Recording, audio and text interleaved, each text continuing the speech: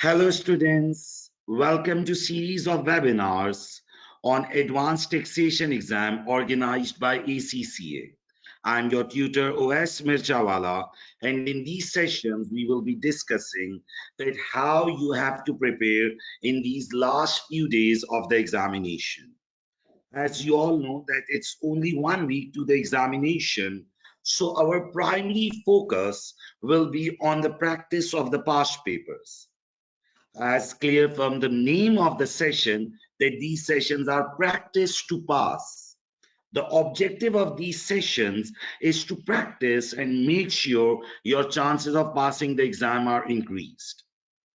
I've been teaching this advanced taxation exam for more than 30 exam attempts, and 10 of my students have secured nationwide position in it.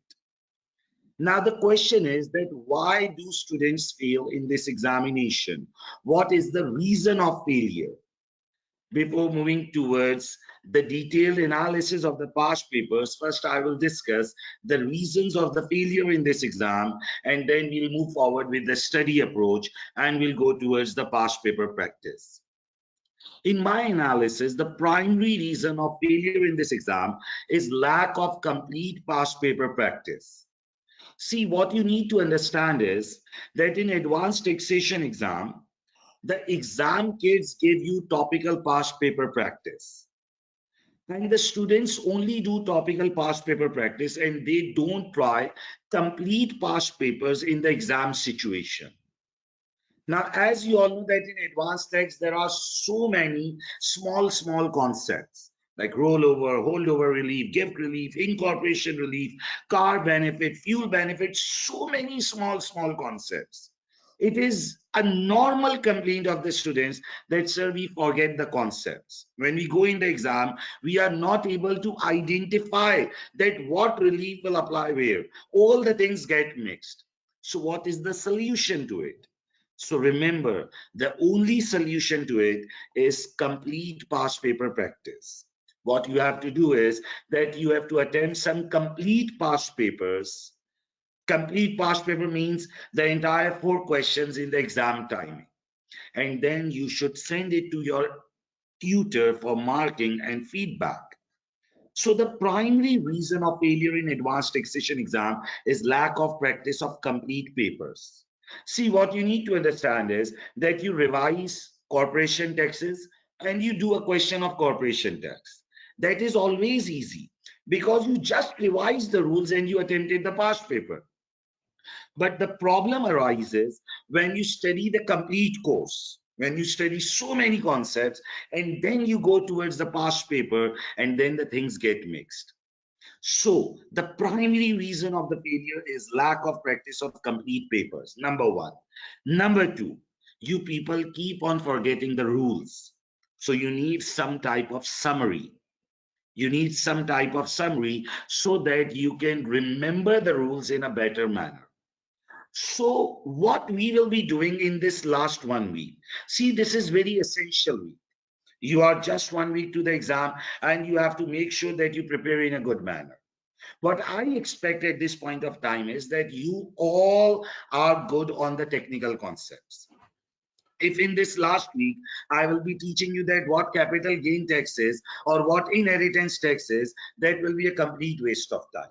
Because I personally believe that by the last week, students are already good at the technical concepts. So what we will be doing is that this is my summary notes document.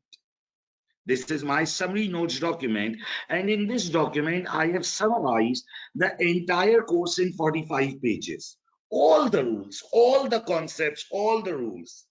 Okay, they are summarized in 45 pages. The question is that from where you will be able to get these summary notes. So if you will go to the handouts tab, if you will go to the handouts tab of this webinar, you will be able to find these summary notes. Those students who will be joining me through the recordings, who will be listening to these sessions on recording, they can message me on my WhatsApp number and I'll share you this document. Now, first of all, this document, this summary notes handout will help you in revising the rules. All the concepts, from basic income tax calculation, pensions, employment, trading, each and everything till the corporation taxes. All the rules are summarized in this document. So the first document which will help you in the revision. The first document which will help you in the revision. And we will do the complete papers. The complete past paper practice will be done. And that will help you in revising the key concepts. Okay, so if we discuss the approach, the objective of our session will be to practice the past papers and to revise the key concepts. For the key exam concepts, so I'll be doing the past paper, we'll be picking up the topics and we'll be doing discussion on them. Okay, the key reason is lack of attempt-wise paper practice. You can have my WhatsApp number. If you have any query, you can ask me. It's just for your help and guidance. Okay. So now what we will be doing is we will try and practice some complete papers in these sessions. Now, while doing this, I will be helping you out to understand that how you have to deal with the exam situation, how you have to do the time planning, how you have to draft the answer. See, it is very easy for me.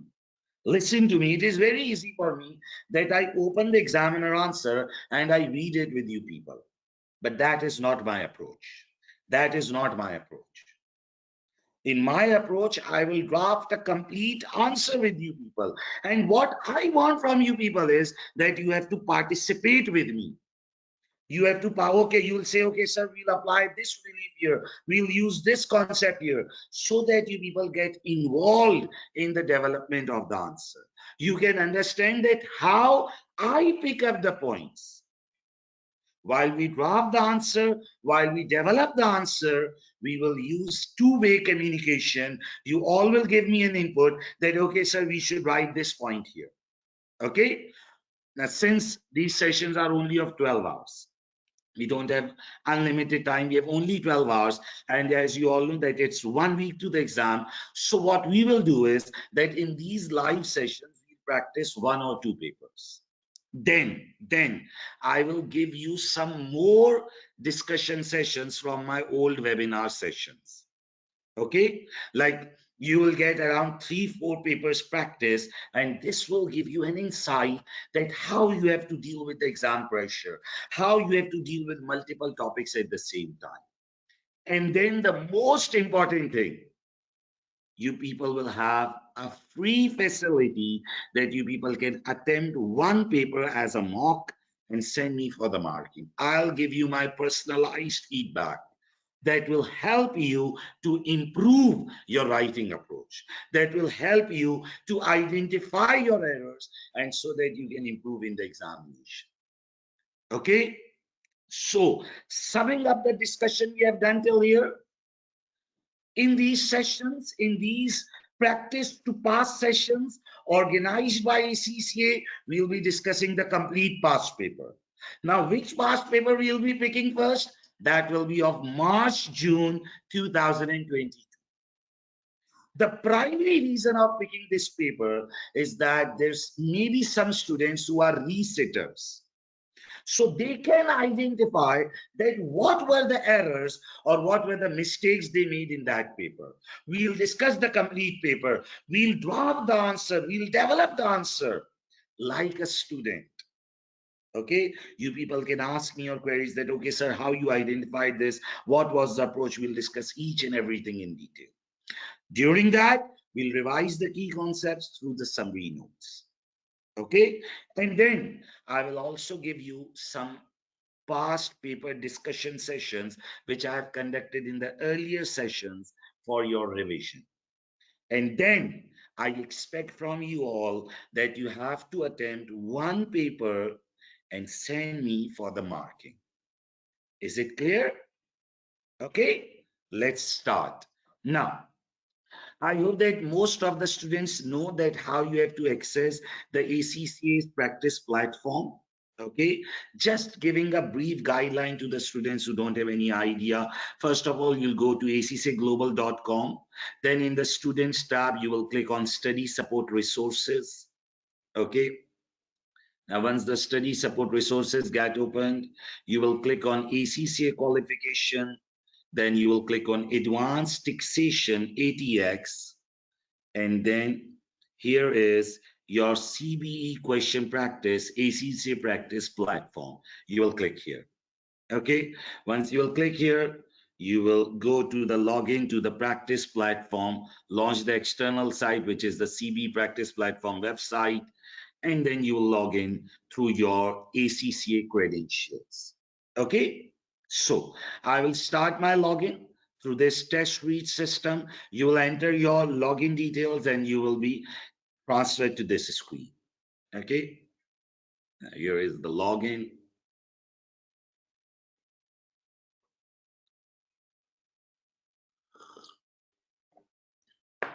Just a second while it gets logged in.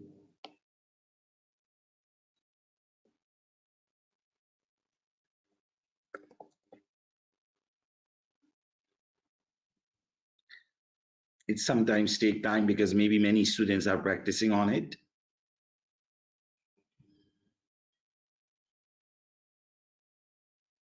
Okay, now once you will enter, you will directly enter to the candidate account. I have a special account, that's why I have this admin account access also, because I can assign papers to my students also. You will directly enter to the candidate account tab. Okay, now once you enter here, on the right hand side there is a catalog. You will click on Advanced Taxation. Okay, then you will click on your variant. We study UK variant in Advanced Taxation. Then you will click on ACCA Official Resources. Then you will click on Past Exam Library. So we are doing this paper, ATX UK March-June 2022, which was the most recent paper. You will click on Assign. Okay, once you click on the sign on the right hand side, the paper will start appearing on the left hand side. Okay, just a second while it gets loaded.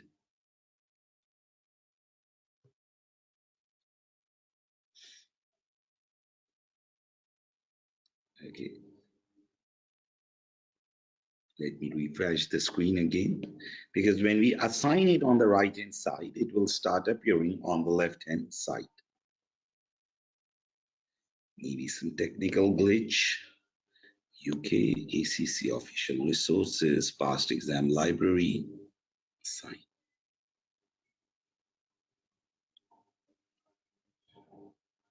Okay, so when we assign on the right hand side, it starts appearing on the left hand side, and here is your paper, ATX March-June 2022, and here you can click on Start. Okay, so we are starting the paper.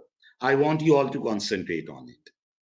So this is some basic introduction. I hope that you all know that since you are in advanced taxation, so you have used these tools earlier also. We look at these tools while we answer the paper also. Next, now the brief of the paper, that there are two sections, and now the exam paper starts. So this is the question number 1 of March-June 2022 paper, which is the most recent paper. We'll draft the answer of this paper, and I want you all to concentrate on it. Okay, now you should assume that today's date is 1st February 2023. Your manager has had a meeting with Alma, a potential new client of your firm. Alma has recently ceased employment and started a new unincorporated business. Extracts from the memorandum prepared by your manager following the meeting and from an email from her detailing the work she requires you to do are included within the exhibit. The work to be carried out is in respect of your firm becoming tax advisor, company purchase of own shares, voluntary registration for the purpose of VAT, and the release available in respect of trading loss Alma expecting to make. Now, this is some basic introduction. He has given you a summary that what we will be discussing throughout the question. But he has given you a basic introduction that we have to discuss, that while we become the tax advisor, what are the matters which we have to consider. You all know that while we accept the client, we think about the ethical code, we think about the money laundering implications, we take an approval, or I would say that we take an adequate letter a professional etiquette letter or a professional clearance from the previous tax advisor before we accept to become the tax advisor for anyone. Then there will be some discussion about companies' purchase of own shares, which we call as buyback of shares. Now, see, what you need to understand is that when I read this topic, okay, I said that there is a topic that companies purchasing its own shares. I'll simply go to the summary notes. I will apply fine, and I will say, okay, I want to go and look at repurchase of shares. See, the entire treatment of repurchase of shares get opened, and this is the entire detail that repurchase of shares can be treated as a dividend or they can be treated as a CGT, and the list of the conditions which we need to consider. See, the entire rules of repurchase of shares are summarized in this half page. So these summary notes, these 45 pages summary notes are a quick guide, and they will help you a lot while you attend the past papers and while you revise the entire course. When you are attending the past papers, whenever you think that, okay, I'm not remembering the rule exactly, just open the summary notes and see, okay, I remember this. But obviously, this will not be available in the exam, so you need to learn it. You need to remember the rules, okay? But it will be a very good help while you revise the course. Then voluntary registration for the purpose of VAT, you'll go to the summary notes, you'll just put find voluntary registration for the purpose of VAT. So here are the rules relating to voluntary registration. So it will be a great help. The reliefs available in respect of trading loss, Alma is expecting to make. So you will go to individual losses and you will just drag to trading losses. So here are individual trading loss because Alma is an individual. So whatever topic you have to use in the question, you can just remember the rule and you can apply the concept. Okay? Believe me, the only difference between a position holder student and a normal student is that a position holder student always practice past papers, always practice complete papers, and just don't go and read the answers. Develop your answers, draft your answers, and from whatever tutor you are studying, send him for the marking. Take a feedback. See, these are professional papers. If you read the examiner comments, not the examiner answer, the examiner comments, the examiner normally says that the students fail to impress. They don't write impressive answers. Now, what is impressive answer? That a student has to talk like a senior. He don't have to talk like a junior. He don't have to talk like a student. He has to use good drafting, good analysis. Okay? The following exhibits available on the left-hand side of the screen provide information relevant to the question. Memorandum extract from the manager and email extract. Okay, now let's start reading this memorandum extract from your manager. I want you all to concentrate on it and please participate with me while I draft the answer. Okay, now in the view of the changes to her financial affairs, Alma has invited us to replace her existing tax advisors. Background. On 1st November 2015, Alma purchased 2,000 of the 10,000 issued shares of BG Limited, an unquoted company, for £40,000, and on the same day began working as a restaurant manager for the company. BG Limited owns and operates a number of restaurants. See, just one advice while I read the answer. While you are doing the first reading of the question, don't get frustrated.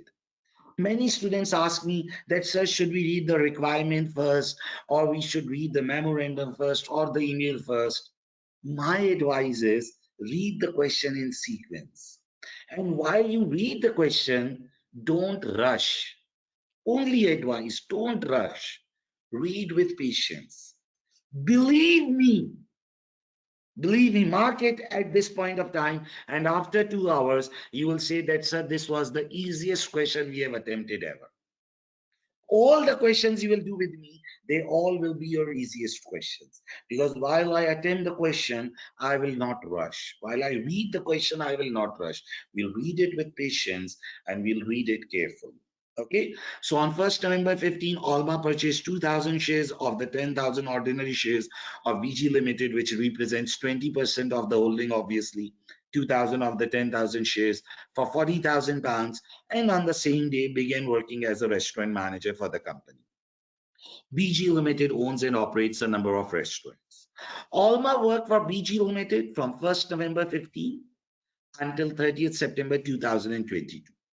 However, she took unpaid leave for personal reasons from 1st September 19 until 31st August 2020.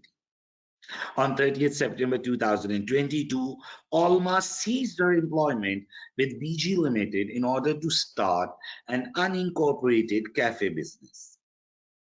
Alma has always been resident in the UK for the tax purpose. From 1st November 15 to 30th September 22, her only source of income was her salary from BG Limited of £6,700 per month. Since 1st October 2022, her only income has been trading income from her cafe, which began trading on 1st January 2023. So some basic information is given that Alma has been working with BG Limited from 1st November 15 to 30th September 22. There was some unpaid leave between this employment period. Then she ceased her employment in September 22, and it has been her only source of the income. Okay, let's move forward. Sale of shares in BG Limited. Following disagreements with the other shareholders of BG Limited in relation to the future direction of the business, Alma decided to leave the company and to sell her shares. Alma sold all 2,000 of her shares back to BG Limited on 15th October 2022, which means that there was a buyback of shares. She has given her shares back to the company via a company purchase of own shares. Alma will claim business asset disposal relief BADR, which means 10% CGT, in respect of the chargeable gain arising on this sale. Then we have detail relating to Alma's cafe business. Voluntary registration for the purpose of that. See, I'm doing the first reading of the question. Read it with patience, read it carefully. First, we read the entire question, we'll go to the requirement, we'll review the question again, and then we'll start developing the answer. First, we read the entire question, then we look at the requirements, and then we read the specific parts again. If you will directly start attempting the question, there is a risk that you may miss some of the information. Okay? Budgeted revenue figures indicate that Alma will be required to register for VAT with effect from 1st September 2023. However, depending on the financial implications, Alma is considering registering voluntarily at an earlier date. This is in order to give the impression that cafe is more established than it is in reality. Okay, so businesses get themselves voluntarily registered so that they can have a good impression on the market. Okay, all of the supplies made by Alma's cafe business are standard rated for the purpose of that. This means that our finished good is standard rated. Our finished good is standard rated for the purpose of that. On 1st December 2022, Alma purchased furniture and equipment for the use in the cafe for £8,000, excluding VAT. The principal recurring cost incurred by the cafe are employment cost, food, and rent in respect of the business premises. The purchase of the food are zero rated and the rent is exempt for the purpose of VAT. So what you need to understand is that the expenses which we are doing are either zero rated or they are exempt for the purpose of VAT. So we are not paying any input tax. We are not paying any VAT to the supplier because the food is zero rated. So we are not paying any VAT on the purchase of food and the rent is exempt. whereas the finished good which we are making is standard rated. So what you need to understand is that if Alma will get herself registered for VAT, just listen to me carefully. If Alma will get registered for VAT, there will be no significant impact on recovery of VAT. Listen to me. Listen to me. If Alma will get itself registered for VAT, there will be no significant impact. The word I used is significant. There will be no significant impact on recovery of VAT because the purchasings they are doing are either zero rated or they are exempt. When you purchase a zero rated or an exempt item, listen to me. When you purchase a zero rated or an exempt item, you don't pay any VAT on it. So there is no element of recovery. Listen to me. When you purchase a zero rated or an exempt item, you don't pay any VAT on it. So there is no recovery issue. So even if she get registered for VAT earlier, it will not affect her recovery. However, the finished good which she make, the finished good she is making is standard rated. The finished good which she is making is standard rated. So if she will get registered for VAT, she has to charge VAT on the consumers. Okay, I will repeat it again. The finished good she is making is standard rated. So if you are registered for VAT, you have to charge VAT on the consumers. But you can recover the VAT also on your raw material. But here the point to understand is that her raw material, her expenses, her purchasing are either zero rated or exempt. So she is not paying any VAT to the supplier. There is no zero rate. There is no input tax in the situation. So there will be no recovery benefit which she will be getting. However, there will be some recovery on this furniture and equipment.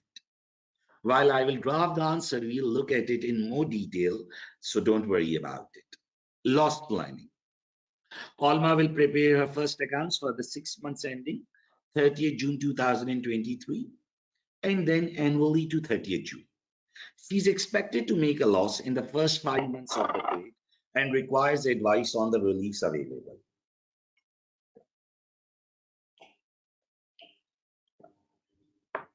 Alma's budgeted tax-adjusted trading profit loss before deduction of capital allowance are set out below. Now in the January, there will be a loss of 12,000, then 12,000 loss, then 12,000, 8,000, 8,000, and this is the entire expectation given. Okay. Now what you need to understand is that her first period end will be till 30th June 2023. So in the first 6 months period, these will be the relevant things. January, February, March, April, May, and June. Okay, we'll look at it in more detail while we draft the answer, no need to worry. Email extract from your manager. Let's look at it now. Please prepare a memorandum for the client file consisting of the work set out below. Part A, becoming tax advisors to Alma. I have already seen evidences of Alma's identity and confirm her address.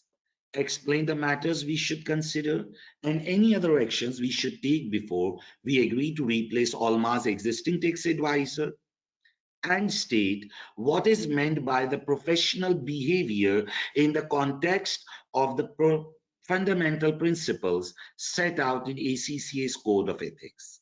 So this is the part A. We have to discuss the matters we have to consider and the actions we have to take. And then we have to explain the term professional behavior. So this is my part A, becoming tax advisors to Alma. Let's look at the requirement also so that we can answer this easy requirement very easily. You should assume that today's date is 1st February 2020. Prepare the memorandum as requested in the email. The following marks are available. Becoming tax advisor to Alma. How many marks? 5 marks. So while I develop the answer, I want you all to concentrate on it. Okay, listen to me very carefully. See, We have to prepare the memorandum. We have to prepare the memorandum. And there are 4 professional marks also. So you have to look at the format of the memorandum. Okay, let's look at it. We are answering question number 1, Alma. Okay, now memorandum. Now this is a fixed format of memorandum. You people can remember it. To the files, from, tax supervisor. Okay, the memorandum will go to the tax files. Okay, and you are preparing a memorandum. It has been written to you by the manager. It has to written to you by the manager. So we will assume ourselves as the tax supervisor. Okay, now what is the client? Client Alma Business Affairs, or you can say Alma Personal Tax Affairs. You can write the date. He has given you the date here, that the today's date is 1st February 2023. 1st February 2023. Okay, and now we are answering this first requirement. Okay, I want you all to concentrate on it, and you all can participate with me on the questions tab. One student has asked a question. Let me read it. For the standard rated purpose of VAT, you said if she is registered, she will have to charge VAT on customers. Okay, one student has asked that, sir, you told that since she's selling standard rated goods, if she will become VAT registered, she has to charge VAT on the customers. What if she's not registered for VAT? If you are not registered for VAT, you are not required to charge VAT on the customers. Okay, the small businesses which are not registered for VAT, who are below the registration threshold, are not required to charge VAT on their customers. Okay, so if she is not registered for VAT, she will not be required to charge VAT on the customers. Okay, one student had asked me that, sir, WhatsApp group is available. Yes, the WhatsApp group is available. The link of the WhatsApp group is available in the handouts tab. The WhatsApp group link is available on the handouts tab, so you can copy from it. And if you want the WhatsApp group link later on also, you can message me on my WhatsApp number. Okay, the recording will also be available of this session. It will be available on the ACCA's YouTube channel and also on my own YouTube channel. Okay, so I think that these were the questions I have replied. Now I have a question from you people. Okay, one student has asked me, sir, the same question appeared to me on June attempt. This is the June attempt paper. This is the June attempt paper. Okay, this is the June attempt paper which we are attempting. Okay, one student has asked me, sir, please repeat the VAT thing. I will repeat it while I will be answering the question, but just for your clarity, if Alma will get registered for VAT, she has to charge VAT on the consumers because she is selling standard rated goods. Okay, but if she is not registered for VAT, if Alma is not registered for VAT, then she is not required to charge VAT currently. Okay, if you read it here while we read the question, if you read it here, will be required to register for VAT on 1st September 23. And she makes standard rated goods. Once she will get registered for VAT, she has to charge VAT on the consumers. But currently she is not registered. Okay. One student has asked, on zero rated goods, we can recover VAT on the material. See, my friend, I'm just making a clarity for you. If I purchase a raw material, listen to me carefully. If I purchase a raw material which is standard rated and I pay VAT on it, listen to me. I purchase a raw material which is standard rated and I pay VAT on it. And through that raw material, I make a zero rated good.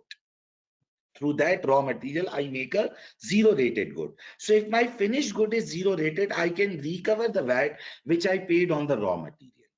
But here, listen to me. Here, if you read the question, the raw material which we are purchasing, listen to me.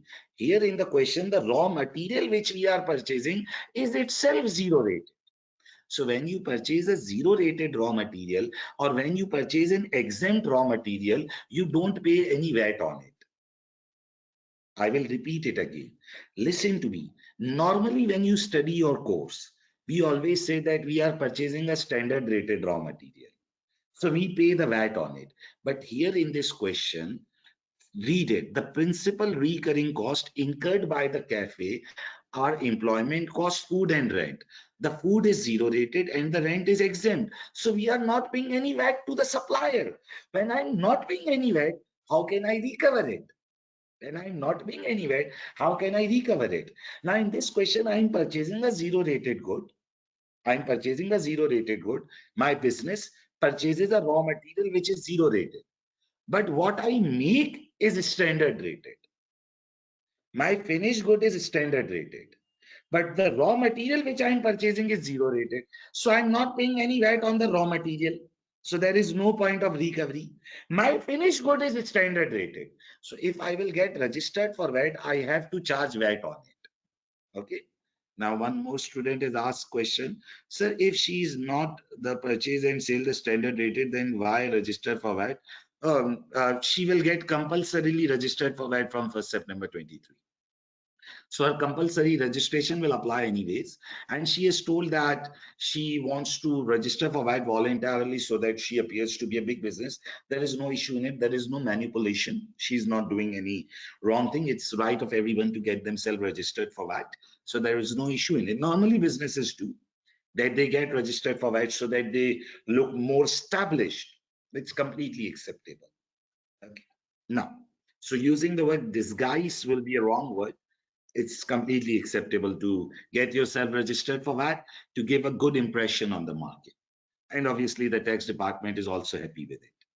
Okay, let's return to the question. Now I want you all to participate with me. Becoming tax advisor to Alma. Okay, what are the matters which we should consider? Please tell me on the question answer tab. What are the matters which you will consider before becoming the tax advisor to Alma? Please. We will think about the code of ethics. Oh, error. One student said, sir, identity and address. Please read here. I've already seen evidence of Alma's identity and confirmed her address. So don't write about identity and address. Okay. So what are the matters? We'll think about the code of ethics. Many students said we'll talk about the clearance from the tax advisor. Okay, very good. We'll think about the money laundering. So see, you people know how to write. You people know how to write. So let's pick up these easy 5 marks. Let's pick up these easy 5 marks. Okay. Now, so what did he ask?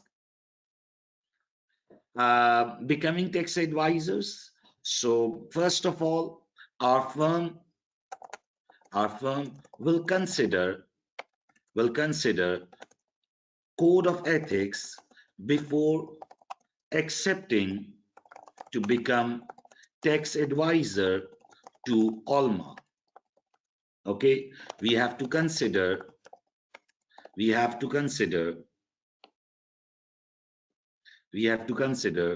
factors like integrity of Alma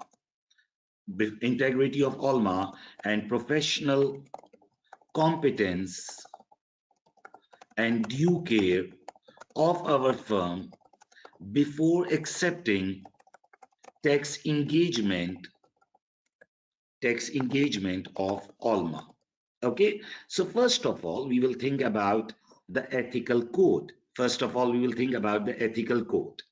Okay, if any ethical issues exist,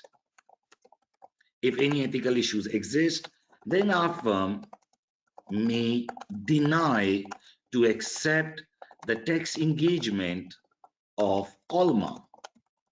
Okay, so see, this was an easy thing. Yes, the ethics come every time in the question number 1.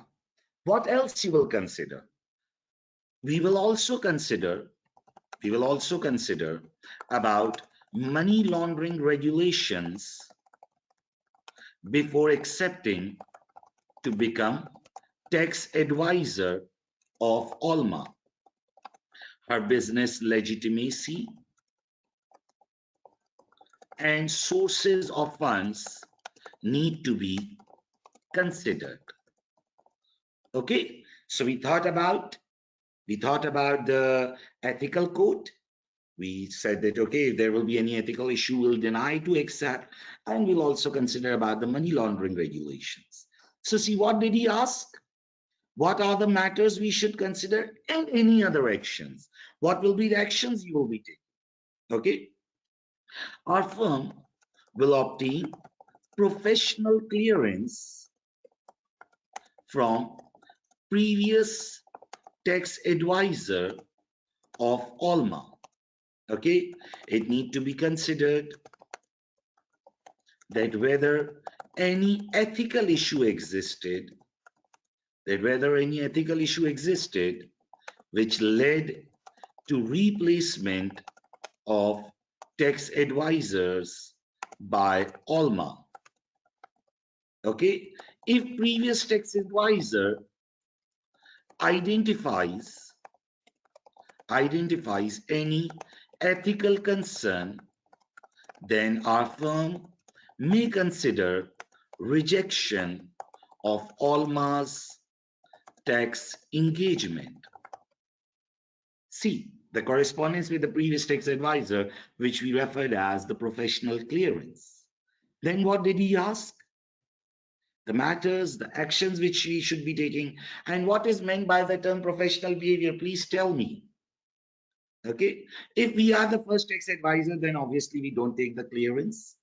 Okay, anyone, what is meant by professional behavior? What professional behavior means that we have to make sure that we don't get involved in any activity which discredit the profession. A simple thing. State what is meant by the term professional behavior in the context of the fundamental principles set out in ACCA's Code of Ethics. Okay, term professional behavior means that a member of professional body should always comply with laws and regulations and should make sure that he is not involved in any activity which can discredit his profession. Okay, see, what I want to tell you people is that some students think that sir is developing the answer with us and it may be some time wasting activity. Some students say that while you develop the answer, it wastes our time. What I always say to my students is that while I graph the answer with you people, you understand that how I'm writing. See, it is just like writing like a normal student. The major problem which you people do is that you people rush in the examination. You people rush and you people try and get marks in a fast manner. And that is where you make an error. Or you people get stressed out. Oh, I'm going for advanced text paper. How I'll draft the paper. What will happen? Don't do anything like that. Relax. Start drafting the answer. It's always easy. See, these were some easy 5 marks. Becoming tax advisors to Alma. We said that we will think about the ethical code. We'll think about the ethical code.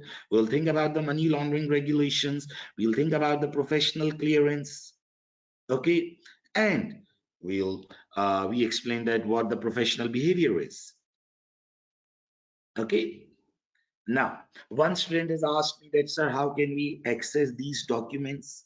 You people can message me on my WhatsApp, and I'll also share these documents on the group. Okay, so there is no need to worry. I'll share these documents on the WhatsApp group. So once you join the group, I'll share it, or you can message me on my WhatsApp also, I'll send it. One student has asked me, said that what is the average time we should spend on reading and planning? In my opinion, it takes first 10 minutes to read the question and then you start answering it, like I read it with you people. Okay, so don't create any stress. Don't create any stress. Be relaxed while you develop the answer. Is it clear? Now, let's move forward. Let's move forward. What else he's asking? Then he asked us about sale of shares in BG Limited.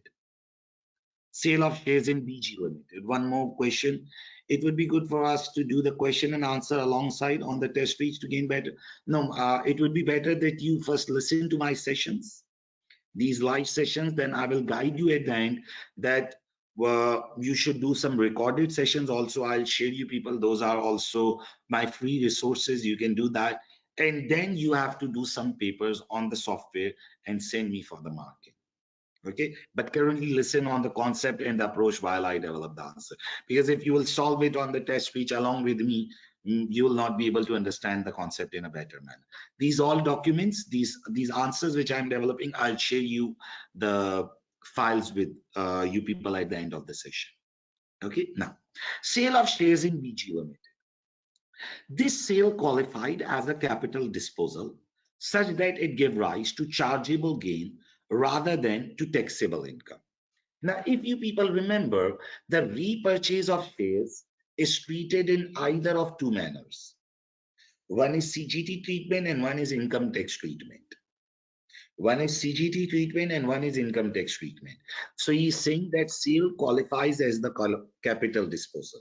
So you are not required to make any argument on it. Alma's shareholding in BG Limited was clearly substantially reduced as a result of the sale of all her shares, and she is not connected to the company. I can also confirm that the sale was not carried out as part of a scheme to avoid tax. Outline the other conditions which must have been satisfied such that Alma's sale of her shares gave rise to chargeable gain. Okay, outline the other conditions for the chargeable gain treatment. Just listen to me. This is a situation of repurchase of shares. This is a situation of repurchase of shares.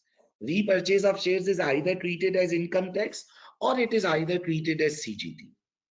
Okay, for CGT treatment, there are 6 conditions. Can anyone tell me those 6 conditions? Can anyone tell me those 6 conditions? Do you people remember? The person should be UK resident. The company should be unquoted. 5-year holding period. Very good, very good. Then the repurchase should be in the best interest of the company. Remember, the holding should not be more than 30% and holding should reduce by 25%. Do you people remember? Number 1, the person must be UK resident. Number 2, the company should be unquoted. Number 3, 5 years ownership. Number 4, the repurchase should be in the best interest of the company. Number 5, holding should reduce to less than 30%. And the 6th one was that there should be reduction by 25% at least. If you don't remember, just click on the summary notes. Just click on the summary notes, press Ctrl F, find and write repurchase of shares. Write, just a second, write repurchase of shares. Here is the treatment of repurchase of shares. Sir, how can I access these summary notes? On the handouts tab, it is available. You can download it from there. If you are not able to find them, you can message me on the WhatsApp. I'll share it after the class. Okay. Now, taxation will be divided as dividend income or CGT. If dividend treatment will apply, then par value will be deducted. If CGT treatment will be applied, then cost will be deducted. Entrepreneur relief, which is now referred as business asset disposal relief, BADR, may be available on CGT treatment. Now, what are the conditions of the CGT treatment? Company should be unquoted. Company should be unquoted. Shareholder must be UK resident. Okay, the company should be unquoted. The shareholder must be UK resident. Holding period must be at least 5 years. Okay, holding should reduce to 30% or less, and holding should reduce by 25% or more. One condition is missed here in typing error, and that 6th condition is that the repurchase should be in the best interest of the company. There are 6 conditions: unquoted, UK resident, 5-year holding, The fourth one is that repurchase should be in the best interest of the company. Holding should reduce to 30% or less, and holding should reduce by 25% or more. Okay, now let's come back. Let's come back to the question. Outline the other conditions which must have been satisfied. See, he has written here that there has been a substantial reduction. So you are not required to worry about the reduction. You just have to outline the other conditions which have to be satisfied. Let's read the requirement. Sale of shares in BG Limited. How many marks? 4 marks. Sale of shares in BG Limited. How many marks? 4 marks. Listen to me while I draft the answer. Okay, what he has asked us? Outline the other conditions which must have been satisfied such that Alma's sale of her shares gave rise to chargeable gain. What are the other conditions? I just copied and pasted from the email. Other conditions which must have been satisfied such that Alma's sale of shares gave rise to a chargeable gain are: number one, Alma's holding period of shares should be how many years? Should be 5 years. Alma's holding period of shares should be 5 years. Is it 5 years? Let's read the question. Is it 5 years? Let's read it. Here is it. On 1st November 15, Alma purchased 2,000 shares.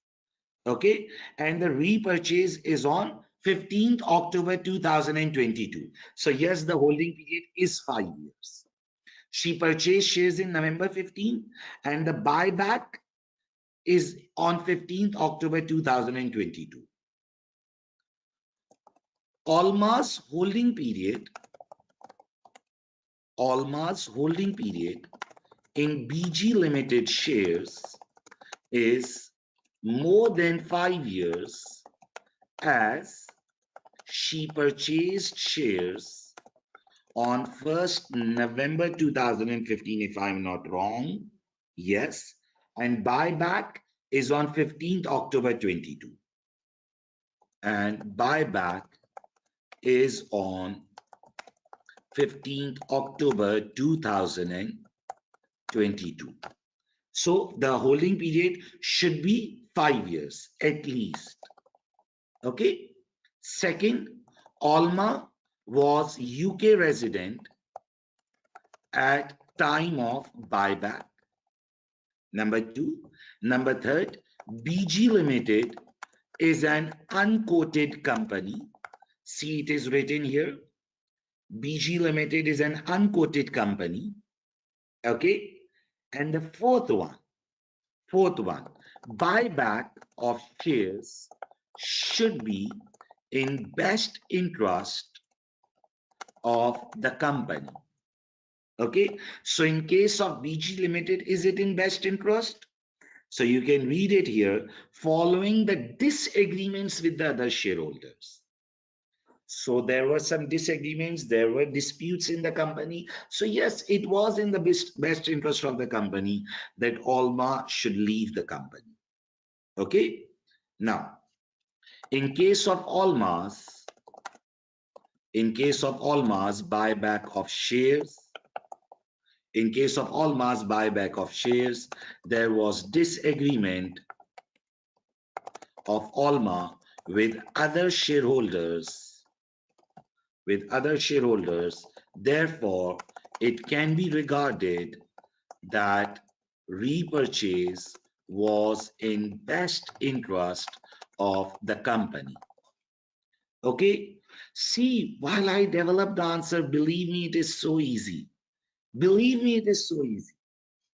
Any student who can say that, sir, it is difficult. Any student. The first 5 marks, I would say that it was just a piece of cake.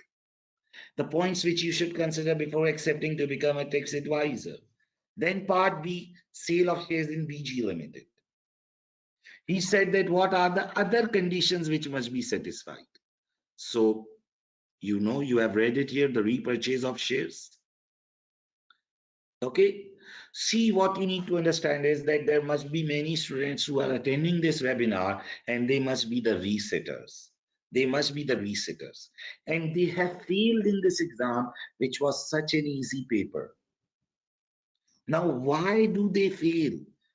Whenever a student messages me that, sir, I failed in the exam, my first question always, how many papers have you practiced?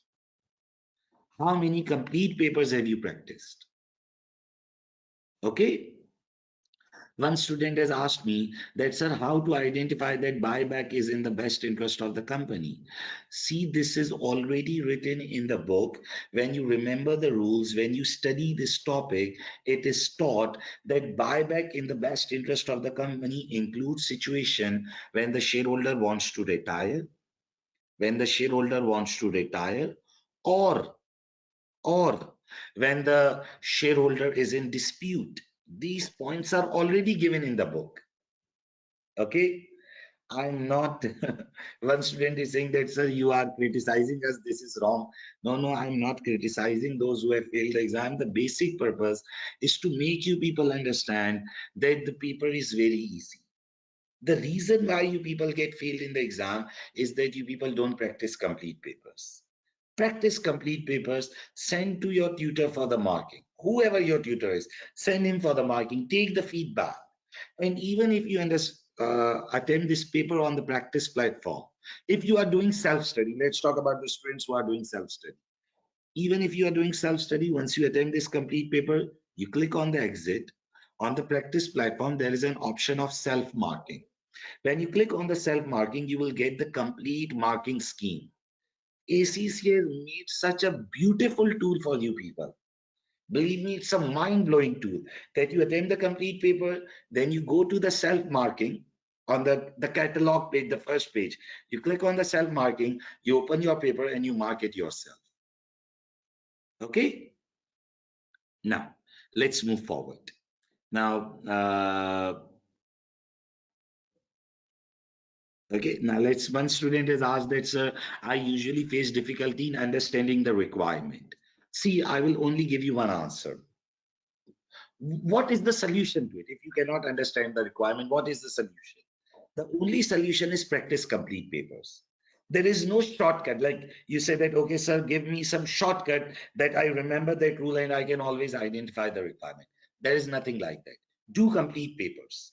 Attempt complete papers, send it to the marking. And when you are doing the paper, do your best. Don't look at the answer. Do your best. Once you complete the paper, click on the self-marking and read the examiner answer. When you will do 4, 5, 6 papers in this manner, you will be able to identify your mistakes. Sir, how many papers should be practiced to cross 50? At least 5 papers. At least 5 papers. Okay, once you'll do the 5 papers, complete papers in the exam situation, believe me, you will yourself feel an improvement. Just for a demo, when you complete these 4 days, you yourself will feel confident that yes, I can do that. And now just think that if you do complete 5 papers, your understanding will increase a lot. Okay, now let's move forward. Let's read the next requirement. So we are done with the sale of shares in BG Limited. Now, cafe business, voluntary registration for the purpose of VAT. Alma and I have already discussed the administrative aspects of VAT, including the various schemes and the penalty regime. Okay, explain the additional matters we should draw to Alma's attention in order to help her understand the financial advantage and disadvantage of registering voluntarily prior to 1st September 2023. She is saying that I've already discussed the administrative aspects and the penalty aspects. So don't write basic points that the penalty may get applied. You have to file the return. Don't write the basic points. Explain the additional matters which we should draw to Alma's attention in order to help her understand the financial advantage and disadvantage of registering voluntarily prior to 1st September 23. Now, if I go back and read the situation, see, the Alma will start her business on 1st January 23. Alma will start her business on 1st January 23. Okay. Now, her business will start from January 23, but compulsory registration will apply from September 23. So almost after 7 months. Now, budgeted revenue figures indicate that Alma will be required to register for VAT with effect from 1st September 23. However, depending on the financial implications, Alma is considering registering voluntarily at an earlier date. Okay, she will start business on 1st January. Her compulsory registration will apply from September. He is considering to register voluntarily at an earlier date. This is in order to give the impression that the cafe is more established in reality. All of the supplies made by Alma Cafe business are standard rated for the purpose of VAT.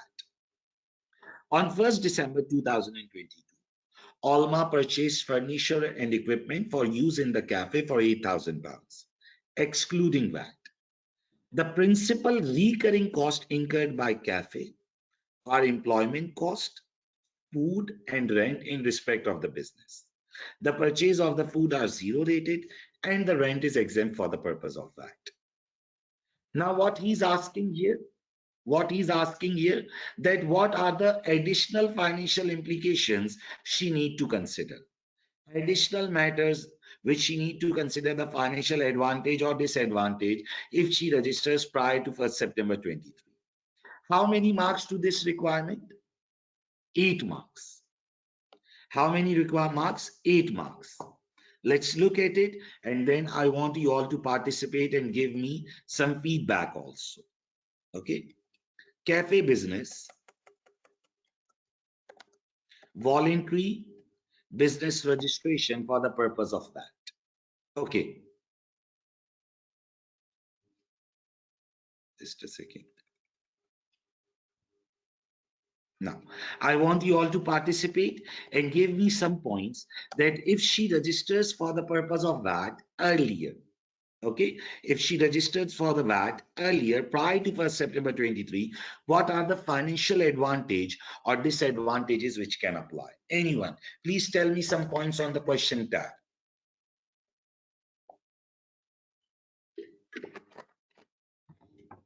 Yes, one student has given a very good point.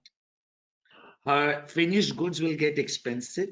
Her finished goods will get expensive because she has to charge VAT on the customers because her goods are standard rated.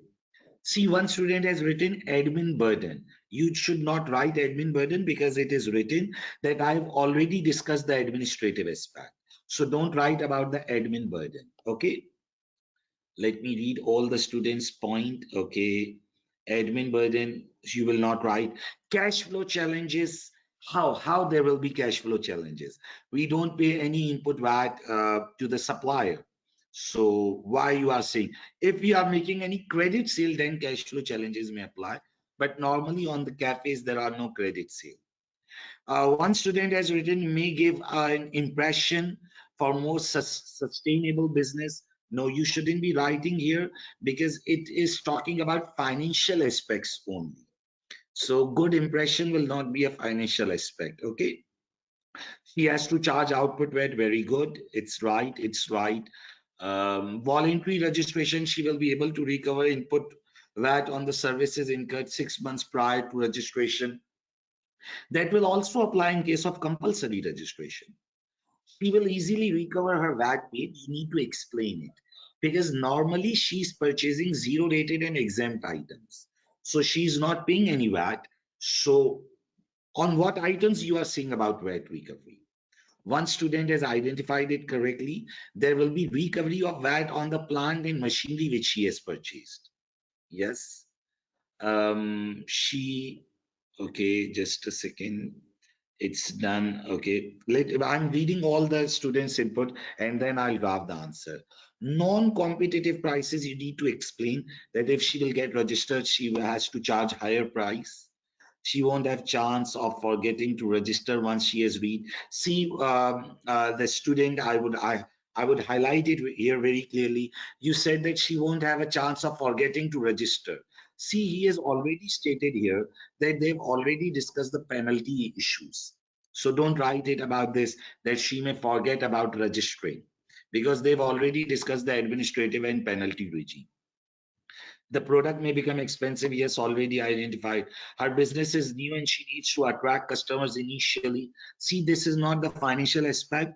He's asked you to stick to financial advantage and disadvantage only. Recovery of input VAT on furniture, very true. Will recover VAT on zero rated supplies. My friend, I will refer your name also. Yasir, this is wrong point which you are writing. This is wrong point which you're writing. Please make it clear. I have said identified it earlier also. Her purchases are zero rated, so Alma is not paying any VAT on it. When you purchase a zero rated item, you don't pay any VAT on it, because the other person will not charge any VAT on it. So how come you will pay on it? She's purchasing a zero rated raw material. The raw material is not standard rated. When your raw material is zero rated, you don't pay any VAT on it. So why are you saying that she will be able to recover VAT? And her finished good is always standard rated. It's written here. Okay, she will be able to claim the VAT on the non-current assets which were purchased 4 years prior. Very true. Pre-registration VAT, output VAT, risk of penalties. You shouldn't be writing it, because he has stated that we have already discussed the penalties. Okay, potential increase in price due to registration. If customer is not registered, it will make it expensive for the customer. So there are some routine points. So let me draft the point with you people. Many students identified good points, but some of the students made error. Like some wrote about penalty, you shouldn't be writing it. Some students wrote about administrative burden, you shouldn't be writing it. Why? Because he wrote it here clearly that I've already discussed the administrative aspects, various schemes and penalty. We have to discuss the additional matters. And some students were confused about the purchase of zero rated raw material. When you purchase a zero rated raw material, listen to me, when you purchase a zero rated raw material, you don't pay any VAT on it. Okay. And lastly, you have to discuss the financial advantage and disadvantages only.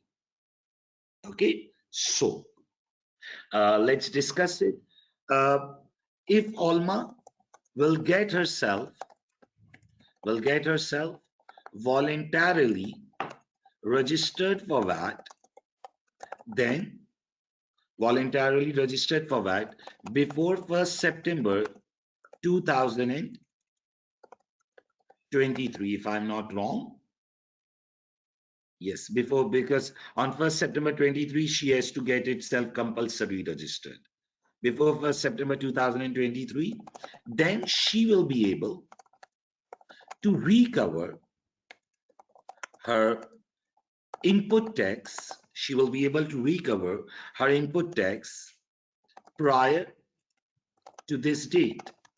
Okay, she has started her business from 1st January 2023. Therefore, early registration for VAT will allow to claim recoveries of VAT earlier. Okay, first of all, I have made a basic point that she will be able to recover the VAT. Listen to me. Please listen to me. If she will get registered before 1st September 23, she will start recovering the VAT. Rather than waiting for 1st September 23, she will start recovering the VAT from earlier date. However, in relation to her input tax, now here you have to make some arguments. In relation to her input tax, it needs to be considered that her majority purchases are either zero rated or exempt, okay, which includes purchasing of food items, and rent expense. Okay, no VAT is paid on zero rated and exempt items Therefore, recovery of VAT will not be a relevant factor on these items. Okay, so first of all, sir, I cannot find VAT notes on your summary notes. Just go to the VAT notes, press Ctrl F, write voluntary registration for VAT. So here is your voluntary registration for VAT. This is your entire VAT discussion. Okay, it's page number 26 and 27 of the summary notes. Coming back to the question. If Alma will get herself voluntarily registered for VAT, she will be able to recover input tax prior to the 1st September 23. As soon as you get registered, you can start recovery of VAT. Okay? But she needs to consider that her major purchases are food items and rent expenses. No VAT is paid on them, so there is no recovery factor in relation to it. Okay? Alma has purchased what she has purchased, these furniture and equipment for use in cafe for 8,000 pounds, excluding VAT. Alma has purchased furniture, and equipment for cafe on 1st December 2022. Alma has purchased furniture and equipment for cafe on 1st December 2022 and paid VAT on them of how much? I'll add the symbol of pound. If you can add, it's better, but if you will forget, then also it's not an issue.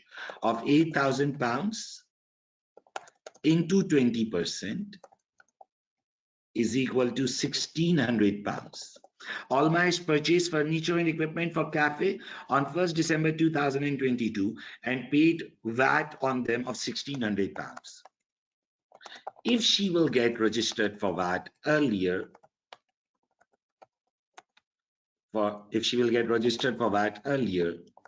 then she can get its recovery at an earlier date. But here you need to consider one thing. However, it is to note that if Alma will get registered on 1st September 2023 also, then also she will get recovery of this VAT paid. Why she will get recovery? Can anyone tell me? Because when you get registered for VAT, you can recover the pre-registration input tax of last 4 years. However, it is to note that if Alma will get registered for VAT on 1st September 23 also, then also she will get recovery of this VAT paid. Okay, VAT paid on goods in 4 years prior to registration can get recovered if those items exist in business on registration date. Okay, this means that registration on 1st September 2023 or an earlier registration will only affect the timing of recovery. Okay, because if you will get registered earlier, you will get recovery earlier. If you will get registered on September 23, then also you will get recovery, but that will be a recovery on September 23. So it will only affect the timing of the recovery, nothing else will get affected. I will repeat it again. If someone is getting confused, don't worry, just listen to me carefully while I draft the answer. Okay, this is my normal habit that I repeat it for the students again and again. So if someone misses any point, it gets clear. And if you have any query, feel free to ask me. Okay, don't get worried. First of all, we said that if Alma will get herself registered for VAT before September 23, the benefit will be that she will be able to recover the VAT earlier. Because you started business on January, you will get compulsorily registered from September. So if you get registered earlier, you will be able to start recovering the VAT from the earlier date. Okay. Now, however, in relation to input tax, we highlighted one point that her major purchases are zero rated and exempt. So effectively, she is not paying any VAT. Effectively, she is not paying any VAT. Okay. When she is not paying any VAT effectively, so the recovery is not a significant issue for her. Recovery is not a significant issue for her. Okay. Then we commented on the equipment and furniture thing. Okay. We commented on the equipment and the furniture thing that there is a recovery matter. There is recovery of that. She can get the recovery earlier. But even if she get registered in September, then also she will get the recovery. Okay. One student is asking that, sir, the find function is not working on the summary notes. Maybe there is some problem in the file which I have shared because it's working with me here. Okay, I'll share another document on the group. Maybe there is some issue in the document which you people have got, some technical issue. I'll check it. Okay. Yes, I'm writing the advantages first, and then I'll go to the disadvantages. If you see, I'm discussing the benefits first, I'm discussing about the recovery, but I'm making an argument along with it. Okay. Yes, I'll send it again on the WhatsApp group also, but after the class, currently I'm taking the live session with you people. Okay. How many years before pre-incorporation expenses for businesses are allowed? You can deduct the expenses which were incurred in the previous 4 years. You can deduct it from the business. Okay, these all rules are given in these summary notes, so they can help you while you read them. Okay, now let's come back. For services, Alma can recover VAT paid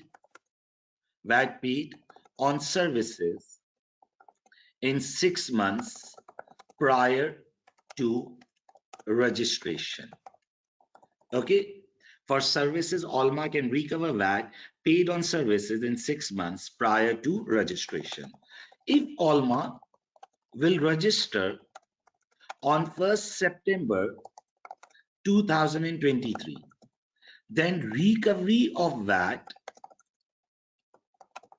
on some of the services may get wasted as business has started on 1st January 2023. Now, this was one of the point which could create a good credit in the exam. We started the business on 1st January 23, whereas the compulsory registration will apply in September. So it's 9 months between it.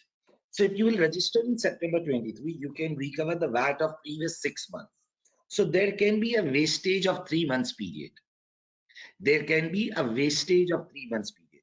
So if you will go for an earlier registration, like on 1st January 23, you can recover the VAT of that period also. But we have made it already clear that her majority purchases are either zero rated or exempt. Okay, so let's read the question again and then let's see if there is any other point. Budgeted revenue figures indicate that Alma will be required to register for VAT with effect from 1st September 23. However, depending on the financial implications, Alma is considering the registration for VAT at an earlier date.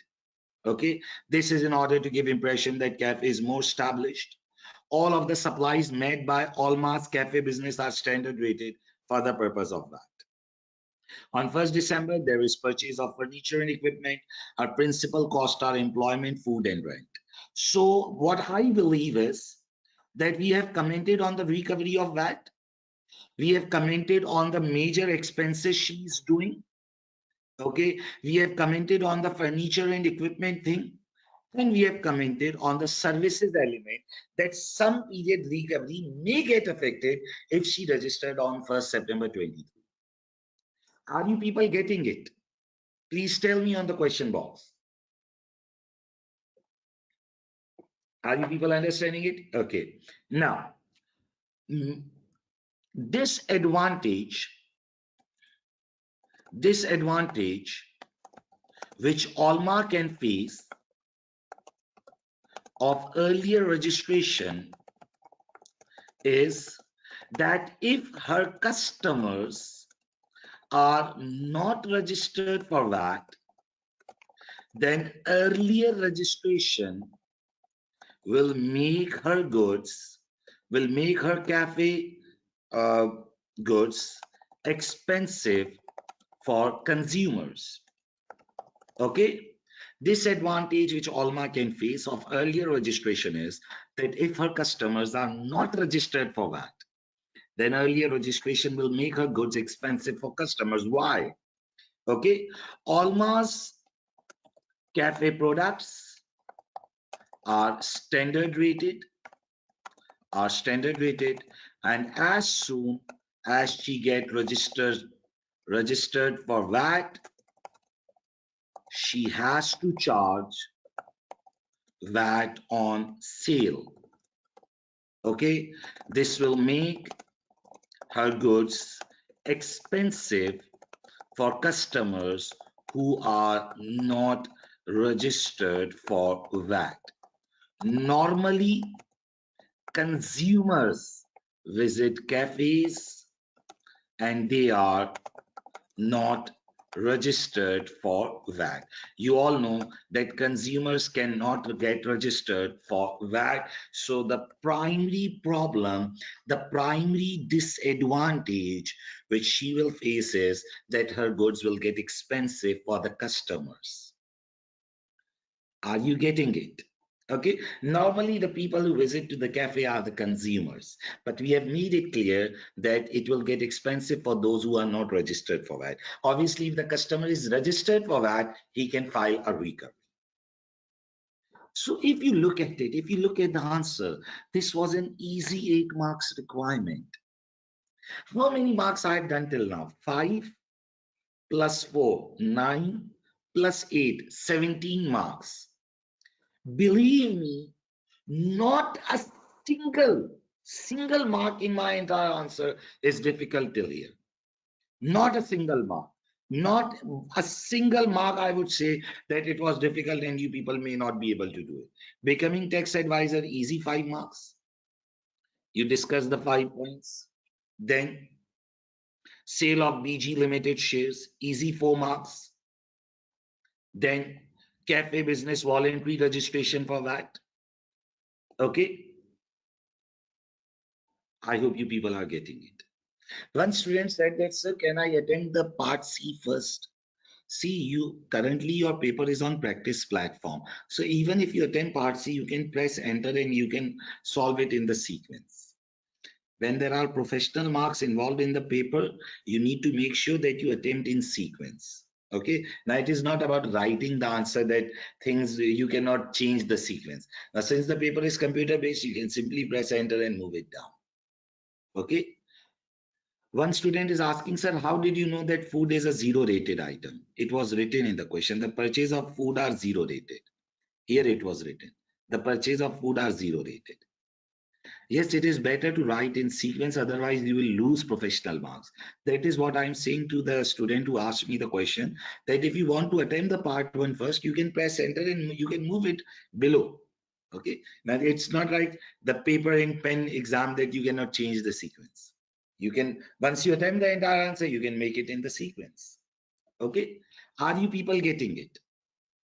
Voluntary registration for VAT. We simply said that earlier registration means earlier recovery of VAT. Okay. Then we said that her majority purchases are zero rated and exempt. So recovery is not her primary issue.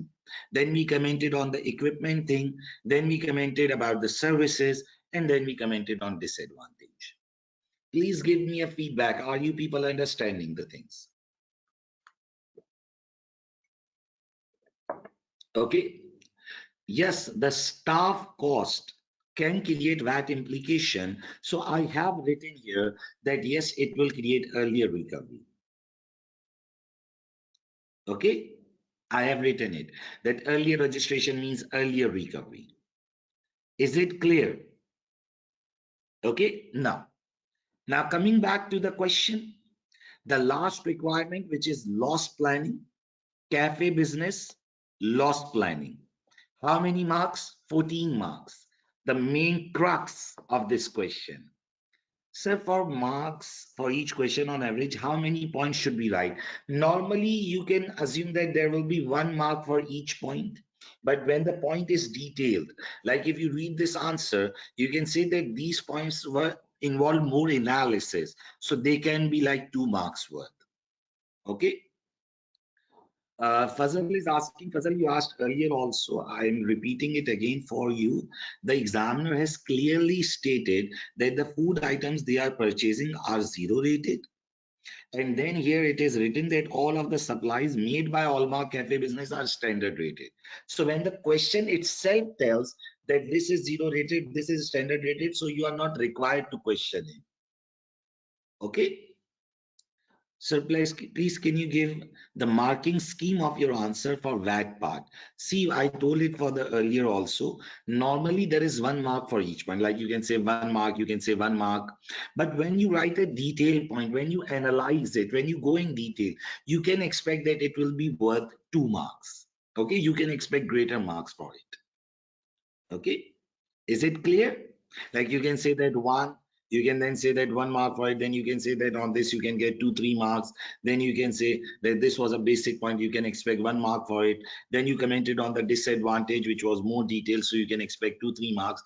Primarily in the advanced tax exam, you have to make sure that you answer the requirement completely.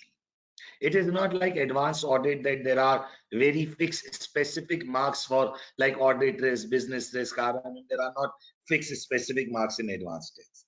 It can vary. Okay. Now, let's come back to the last part, cafe business loss planning. Okay, which is a 14 marks requirement.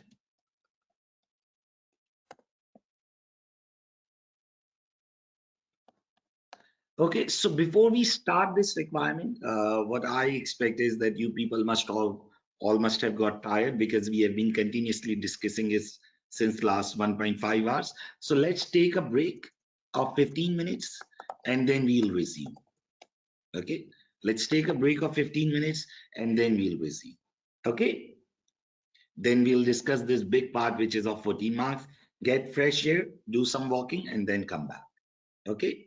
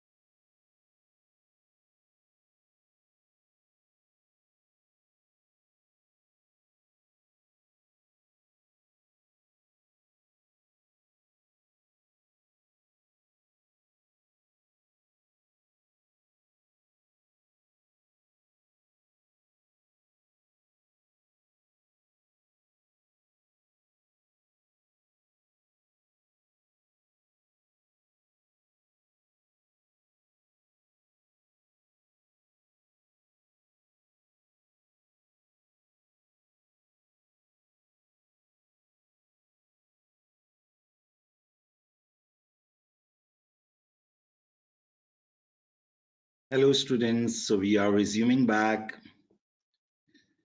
So before starting this part C, let me answer some of the questions the student has asked. Sir, will the answer notes be shared in the WhatsApp group? Yes, they will be shared in the WhatsApp group and they will also be updated on the handouts tab in the tomorrow's session. Am I correctly understood that I cannot ask the question tutor on? You can ask me any question. You can ask me any question, okay? Our primary focus is on practicing the past paper because it's just 1 week to the examination. So my primary focus is to discuss the past papers, but you can ask me any question, any specific topic in which you need help, and I'll guide you. Okay.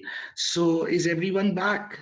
Please confirm me so that I can start this last question part, which is a big part. Obviously, it's a requirement of 14 marks. So there must be something good in it. I want you all to concentrate on it and listen to me with very much patience so that you can understand it in a better manner. Okay, so let's start this loss issue. Here is the discussion about the loss planning. Alma will prepare her first accounts for the 6 months.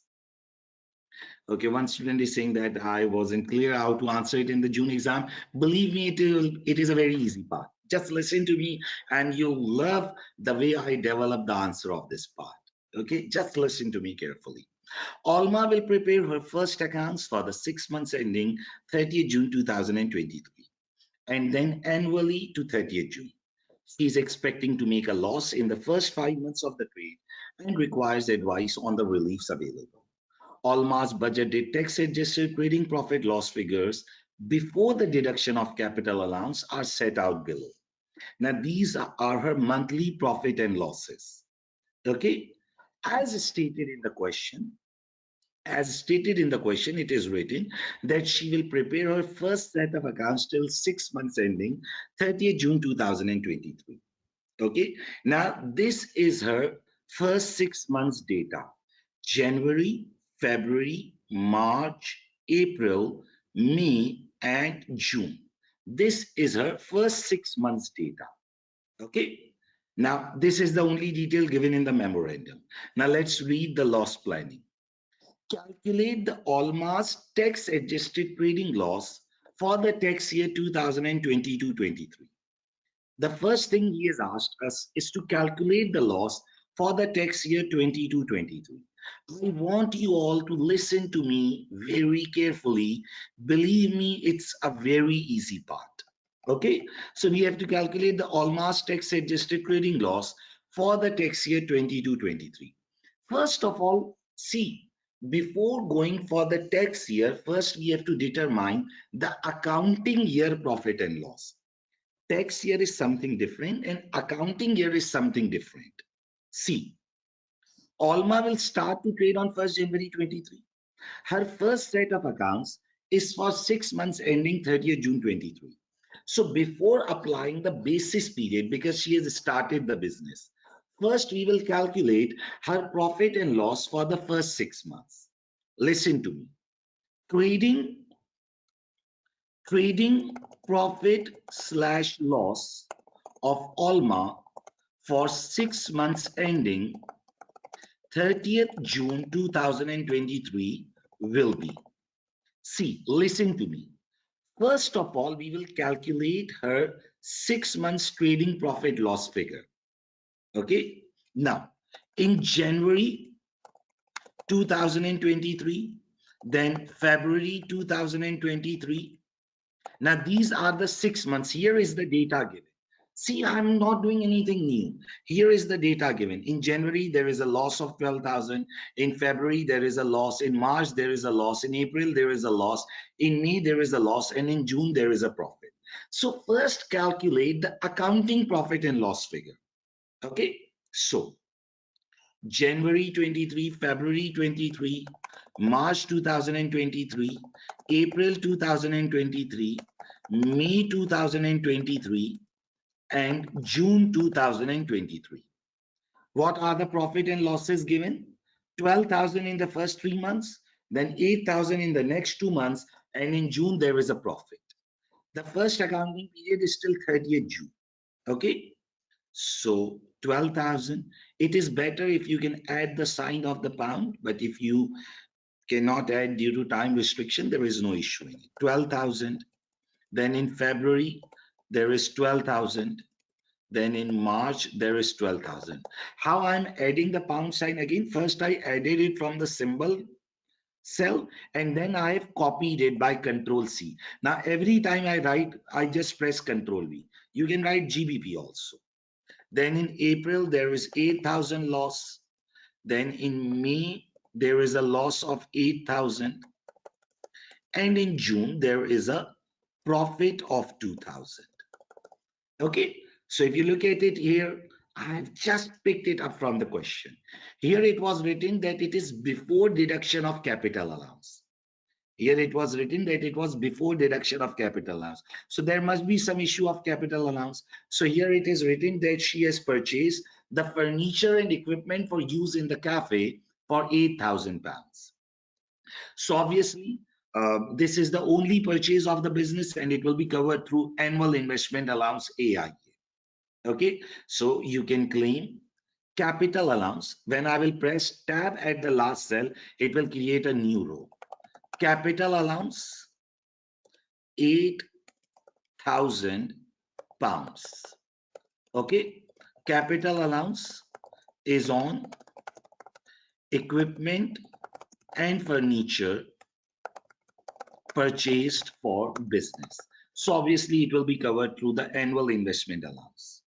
Okay, one student is asking, sir, what was the shortcut? There is no shortcut. These are simple techniques. What I did was that first time I added the pound sign from here symbol tab. And then what I do is that I copy it, Control C. Every time I have to put the paste sign, I just press Control V. Okay. Secondly, when you have to add a new row at the last cell, like see, this is the last cell. I will press the tab button on the keyboard.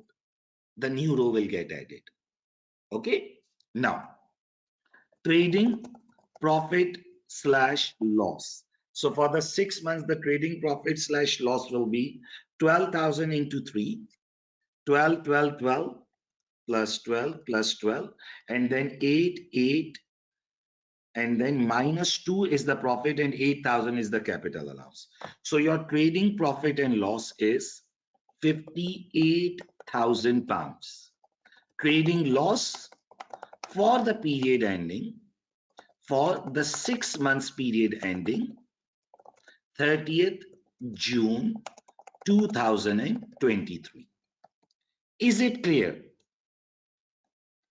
See, the data given in the question was the monthly data. The data given in the question was the monthly data. So I compiled them and I converted it into the 6 months period ended data. Is it clear till here? Please confirm me. Is it clear? The data was monthly. So I have just converted it into the period ended data. Okay, one student is asking that, sir, can we do this working in the spreadsheet? Yes, you can do this working in spreadsheet. You can do this working in the spreadsheet also. But what I personally feel is that it is easier to solve the entire question on a single screen. So what I personally prefer is that I create a table on the word processor, because I personally feel that changing the screens again and again, like opening the spreadsheet, then coming back to the word processor, this may get confusing. Okay. This is a capital allowance. Capital allowance is in expense. That's why it is appearing as negative. There was a loss in the first 5 months. Then there was a profit, and then there was capital allowance. Okay, now we have the trading profit and loss. Is it clear for the first 6 months? Now you all remember that Alma started to trade on 1st January 2023. Her first tax assessment will be till nearest 31st March. I hope you all remember the basis period calculation. You all know the basis period calculation. Whenever you start a business, your first tax assessment is till nearest 31st March. Alma started to trade on 1st January 2023. Her first tax assessment will be till nearest 31st March. Instead of 31st March, you can write 5th April also. But the examiner has allowed this minor rounding off that you can write it as 31st of March. Okay, her first tax assessment will be 31st of March. So what will be the tax assessment if I make it? Now, 1st January 2023 to 31st March 2023. 1st January 2023 to 31st of March. January, February, and March, 3 months. Okay. Now the loss was £58,000, but it was for 6 months. So for 3 months, it will be, can anyone tell me? £29,000. Okay. I will answer your questions. Just listen to me while I drop the answer, and then I will come back to your questions. 1st January 23 to 31st March 23. Nearest 31st March, 3 months period. So the 3 months loss is 29,000. Okay. This loss will be assessed. Can anyone tell me that what fiscal year is it? Will be assessed in fiscal year of? Can anyone tell me the fiscal year? We always look at the fiscal year from the end date. We always look at the fiscal year from the end date. So this end date is 22-23. This loss will be assessed in fiscal year of 2022/2023. I will repeat it again. I want you all to concentrate on it. I'm deleting this row since it's extra. Okay, calculate Alma's tax adjusted trading loss for the tax year 22-23. Tax adjusted trading loss for tax year 2022-23 is £29,000. Let me repeat it again. Okay, see, he asked us, first of all, he asked us to calculate the tax adjusted trading loss for the tax year 22-23. So, trading profit loss of Alma for 6 months ending 30th June 23 will be January, February, March, April, May, June. How come do we know that we have to go till June? You can read the requirement here. Alma will prepare her first accounts for the 6 months ending 30th June 2023. Her first set of accounts is till 30th June. So she started to trade in January. So I picked January, February, March, April, May, and June. Okay, these are the first 6 months. Here it was written that it was before deduction of capital allowance. So our mind started to working that there should be some capital allowance thing involved in the question. So we went back and we read that she has purchased furnitures and equipment. So the capital allowance will be available on it. So we made a small working. The trading profit and loss is £58,000. Alma started to trade on 1st January 23. Her first tax assessment will be till nearest 31st March. Now, one of the major error which the students do, listen to me carefully, the major error. What the students do is that they will directly pick these 3 months and they will say that this is the loss of first 3 months. See, this is not allowed. I will repeat it again. What the student says that, okay, the first assessment is till 31st March. So Jan, Feb, March, 3 months loss will be assessed in the first period. No, this is wrong. Always remember that first we calculate the accounting period. Listen to my words. First we calculate the accounting period profit and loss like this. First, we calculate the profit loss of the entire accounting period, that is of 6 months, and then we do proration for basis period assessment. Sir, how did you know that you have to apply basis period assessment? Since there was a start of the business, so always in the first year there is basis period. I will repeat it again. The question was that calculate the trading loss for 2022-23. See, 22-23 is the tax period. We never go, listen to me, we never go for the entire fiscal year first. What we have to do is that first we calculate the accounting period profit and loss. That in this accounting period, this was the profit and loss, which is 58,000 pounds. Then we said, okay, this is the first 6 months profit loss. Then, since there is a start of business, so there will be basis period. Alma started to trade on 1st January 23. Her first tax assessment will be till nearest 31st of March. Is it clear? Now let me look at the questions which the students have asked. Okay. One student has asked, sir, will we revise individual overseas issues? Yes, we will revise. It will come in the future questions. So we will revise it while we will be discussing any question relating to that. Okay. Then, so can we work it on the Excel? Yes, you can work it on the spreadsheet also. I prefer that it is easier to solve on a single screen and use the table. But if you use the spreadsheet, that is also acceptable. Okay. So why capital loss is negative? It is not capital loss, it is capital allowance. Okay. Capital allowance is an expense, that's why it is expensive. Will it affect the marks if we show 50,000 plus 8,000 rather than showing the monthly wise breakdown? It is better to show a monthly wise breakdown so that your answer is more detailed. Okay, now see, one student said that, sir, 36,000 is the loss for 22-23. My friend, you are doing wrong. What you did was you simply picked these 3 months. This is wrong approach. This is completely wrong. What you have to do is, first you have to calculate the profit and loss for the accounting period. First you calculate the profit and loss for the accounting period, then you apply the basis period assessment. Is it clear? First year start date to 5th April, yes. You are not required to make the second period here because your requirement was only for 22-23. So no need to comment on the second and the third tax period. Okay. 29,000 is the loss. Yes, it's very true. Sir, trading loss will be carried forward. We will comment on the loss relief. We have just calculated the loss yet. Okay. Sir, assessment is for, no, the basis period assessment is only for individuals. Okay, in companies there is no basis period because companies file tax return for their accounting year. I will make it clear, listen to me carefully. Individuals file tax return for the fiscal year.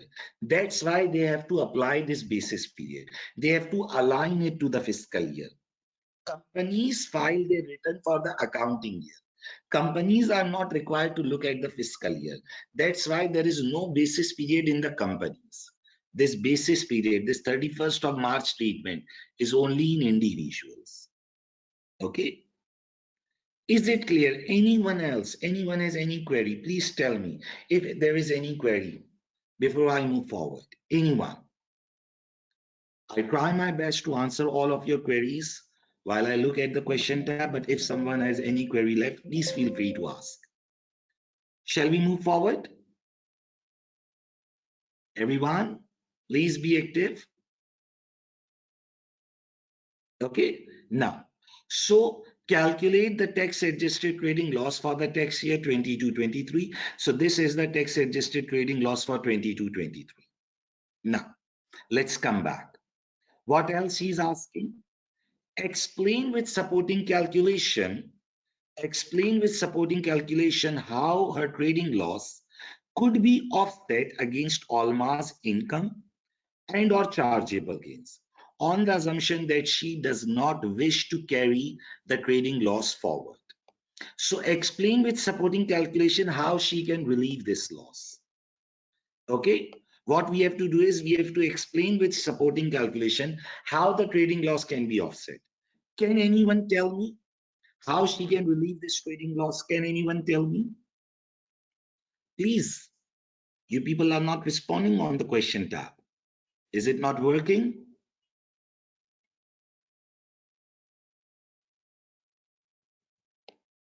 Okay. So what if an individual seizes the business? If he seizes the business, then we apply closing year rules. Okay. I think the calculator is allowed in the remote exams. Okay, then if we assume in company, then the total loss is 58,000. Yes, because in companies we don't do any basis period calculation. Okay, is period of account relate to? I have replied it that basis period calculation do not apply in the companies. How to handle this in case of company? In case of company, this 58,000 would be the entire loss. Okay. First 4 years trading loss can be carried back up till 3 years. Very good, very good. Opening year rules will get applied. Okay. First in, first out method. Okay. Okay. Now, so how she can relieve the trading loss? The opening year rules will apply.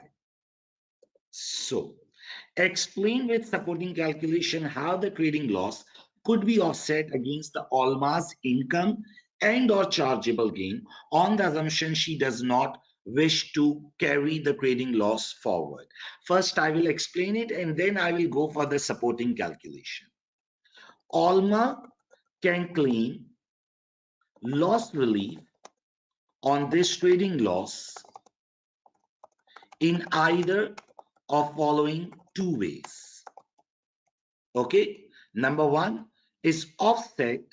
She can treat it as a normal loss, offset against current year total income, offset against, see, listen to me, and then I'll come back to your queries again.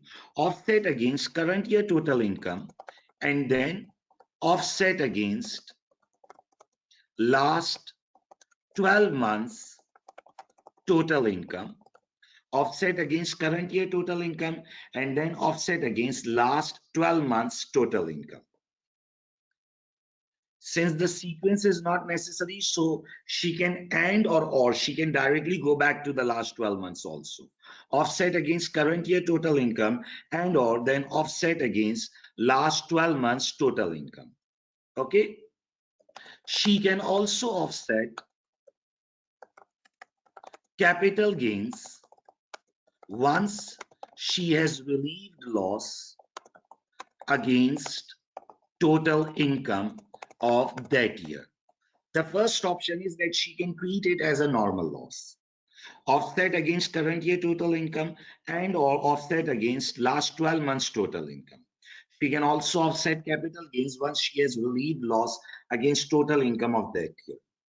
Another option is that she can treat it as an opening year loss, offset against total income of last 3 years in, first out basis, and then offset against current year total income. Okay, she can also offset, the same point will repeat here. I will repeat it again, so those who are getting confused, I will make it very much clear. Alma can claim loss relief on this trading loss in either of the following ways. The first option is current year and carry back. Current year carry back. In this case, we are treating it as a normal loss. Another option is that we can treat it as an opening year loss. If we are treating it as opening year loss, we have to go first in, first out. What is first in, first out? We will go back to the earliest year and then we will come forward. I will repeat it again. Please listen to me. Believe me, it is very easy. Just listen to me so that you can understand how I develop the argument. First, he asked us to calculate the tax adjusted loss. So we calculated the accounting period loss and then we applied basis period. Then he is saying that explain with supporting calculation how the trading loss could be offset against Alma's income and or chargeable gain. So we said that Alma can claim loss relief on this trading loss in either of the following ways. Now, what are those following ways? She can treat it as a normal loss, current year total income, previous 12 months total income, current year total income, previous 12 months total income. Once you have offset the total income, you can go to the gains also. Another option is opening year loss.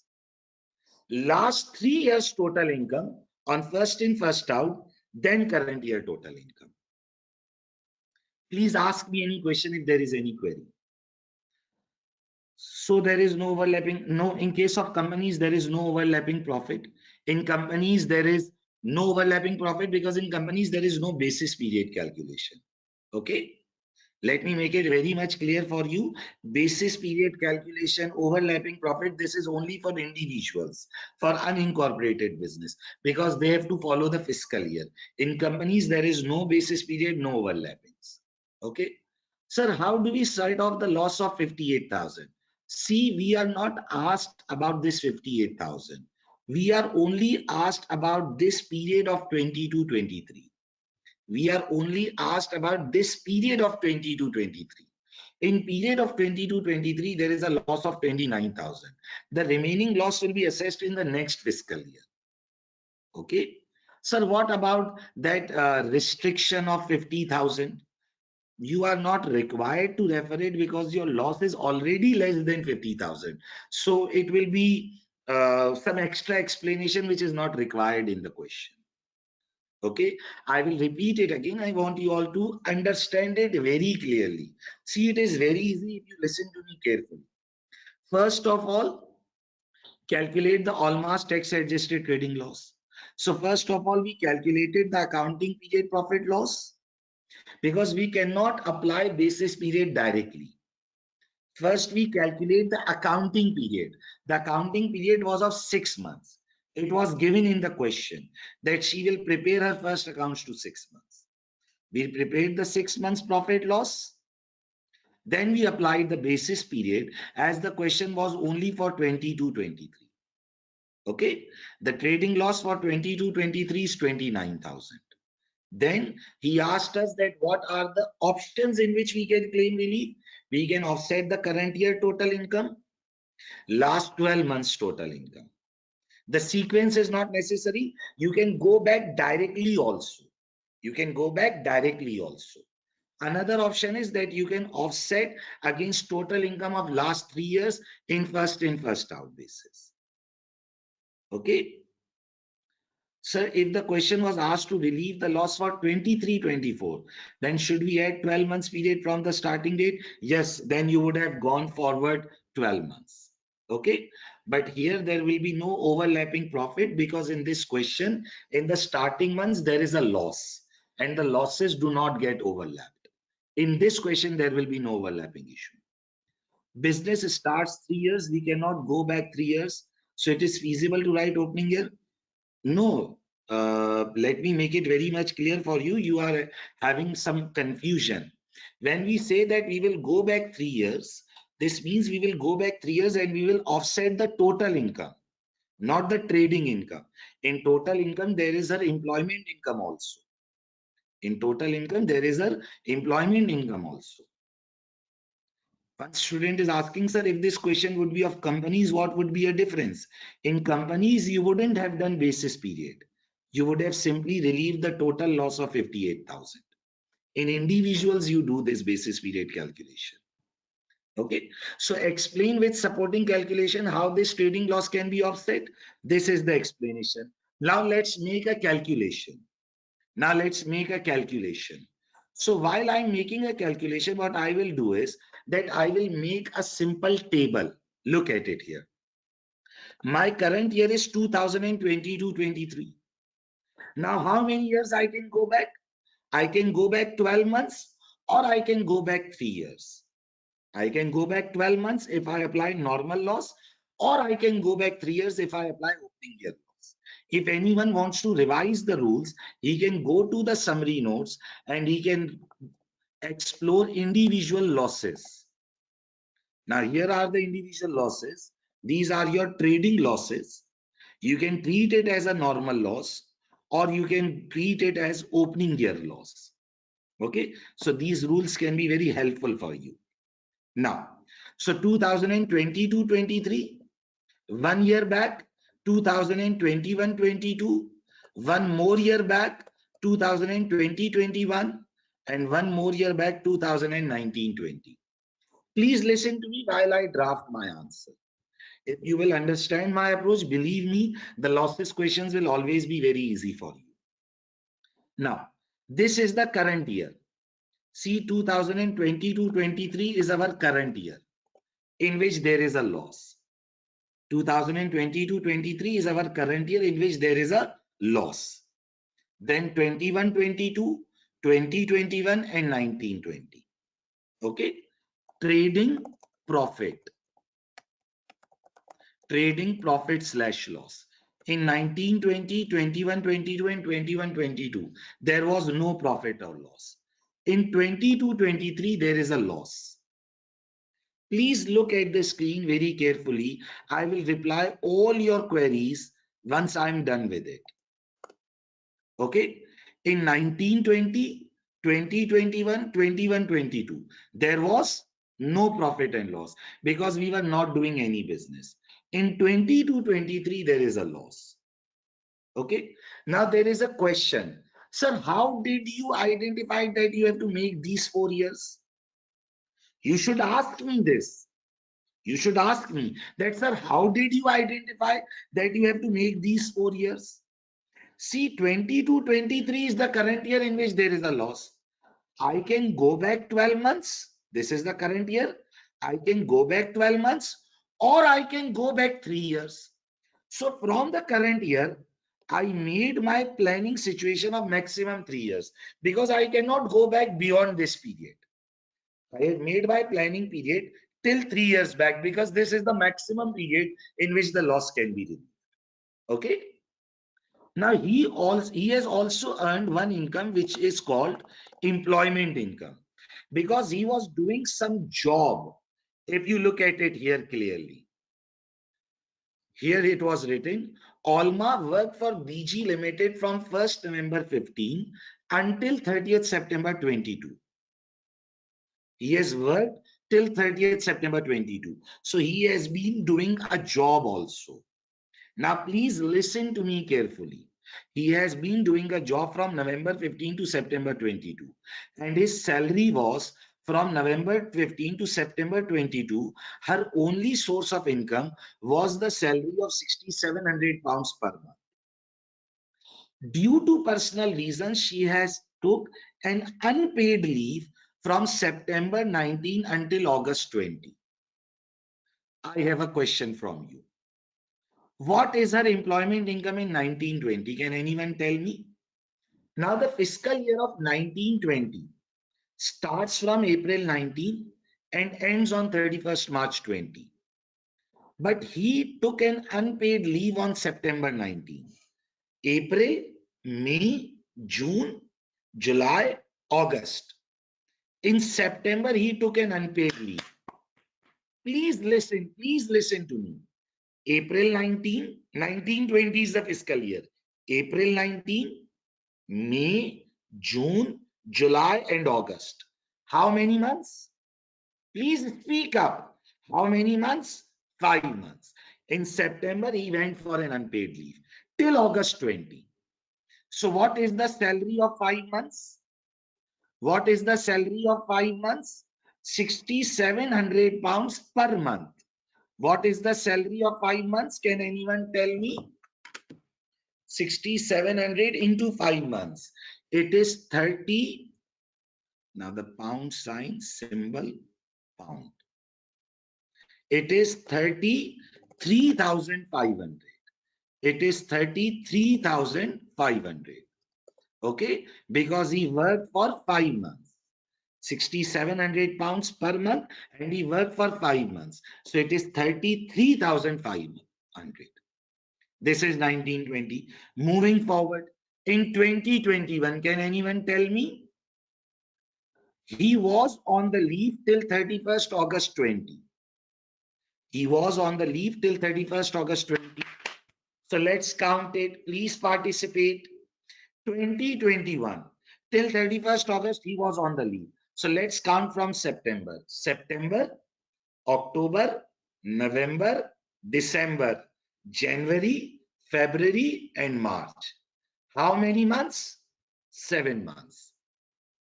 So 6,700 into 7, 46,900 pounds. Okay.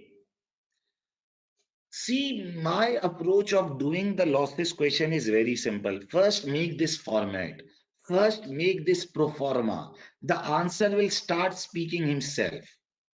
Okay. One student is asking, sir, is it necessary to put this pound sign? It is not necessary. If you will forget to put it, there is no issue in it. Okay. You can write the pound sign here in the bracket also, that it applies on the entire column. But it is not a big thing. You can copy it one time and then every time you just press Control V. So it is not necessary. Don't create a stress for it. Okay. Now let's talk about 21-22. Now he returned from the unpaid leave on 31st August 20. He continued the employment till 30th September 22. He continued the employment till 30th September 22. So listen to me. In 21-22, so many students give wrong answer in this question tab. The only reason that you people give the wrong answer because you have a problem of rushing. Why do you people want to rush? Why don't you listen and read first? You people are giving advanced tax exam. It's a professional exam and you don't have patience to read the question first. Coming back to the question, see, we are talking about 21-22. 21-22 starts on April 21. 21-22 starts on April 21 and ends on 31st March 22. See, he has returned to the job on August 20. So this means that on April 21 he was doing the job. He left the job in 30th September 22. The fiscal year of 21-22 is not till September 22. It is till 31st March 22. So he was employed for the whole year. 6,700 into 12 months. It's 80,400 pounds. So disappointing that while I'm speaking, you are not listening and you are just trying and writing the answer and rushing towards and giving wrong answer. 21-22 means April 21. 21-22 means April 21. April 21 to 31st March 22. He has returned from his leave on August 20. After August 20, he is doing the job. August 20, September 20. Now, April 21, he is sitting in his office and he is doing the work. April 21 till 31st March 22. Alma was doing a normal job.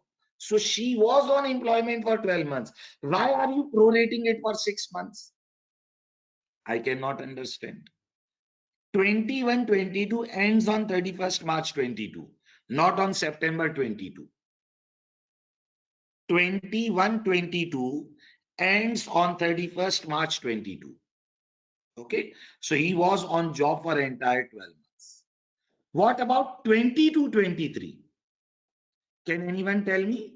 What about 22-23?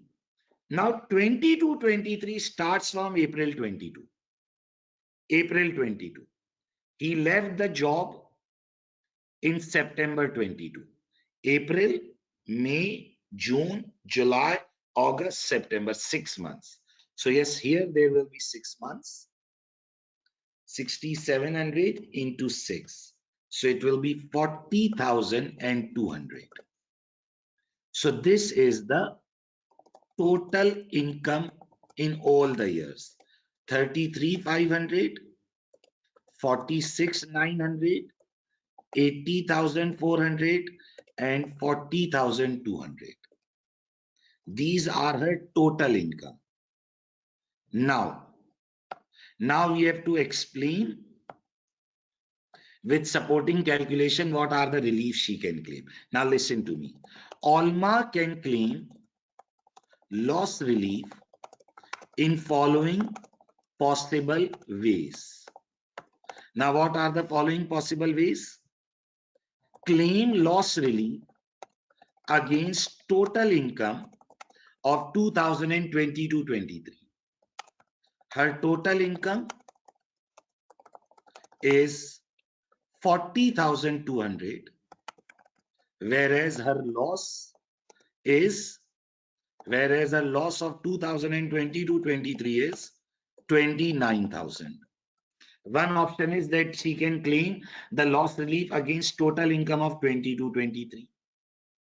What is another option? She can also claim loss relief against total income of previous 12 months of 2021-22. Her total income in 2021-22 is 80,400, whereas her loss is, whereas her loss of 2022-23 is 29,000. She can claim against current year.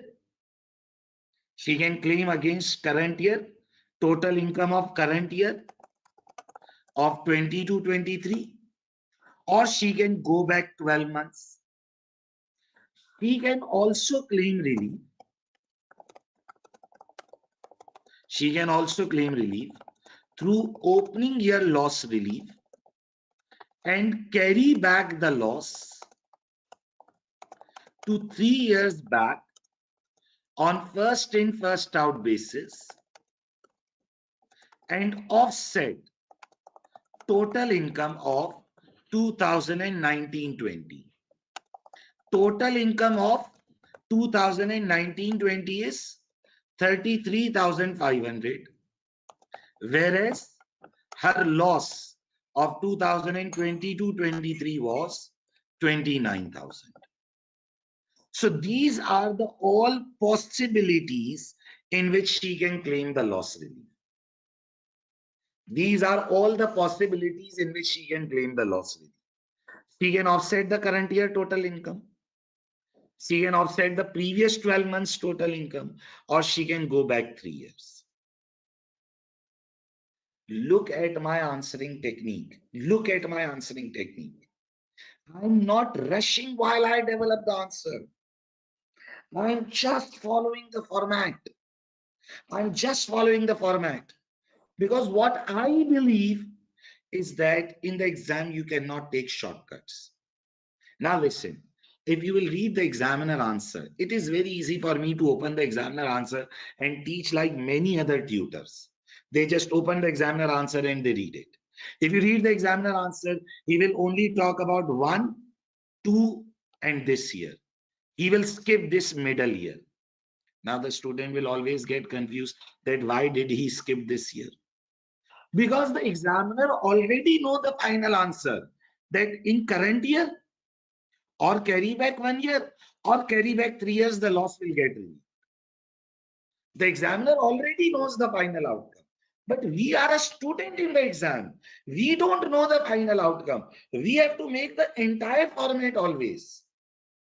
We make the current year and we made the last 3 years. We made the current year and we made the last 3 years. We made our presentation and then we started commenting. Okay. Now many students are saying that, sir, why didn't you commented on the wastage of the personal allowance? Why didn't you commented on the wastage of the personal allowance? See, please listen to me carefully. Currently, I'm not advising that which option is best. Currently, I'm not advising that which option is best. Currently, I'm just telling the possible ways which are available. I'm not commenting that which option is best. I'm telling the possible ways. Okay. Now, since he said that we have to comment on the chargeable gain also, so we will make it clear.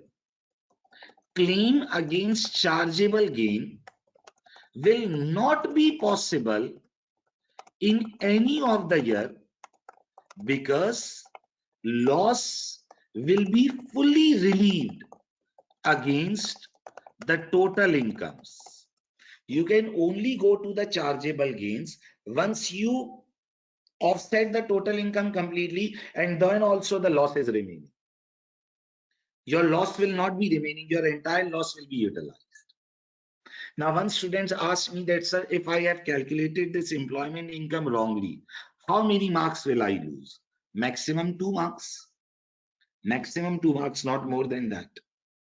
But if you will make a proper format, then only the examiner will deduct only 2 marks. If you will skip the things, then you will miss out. Okay.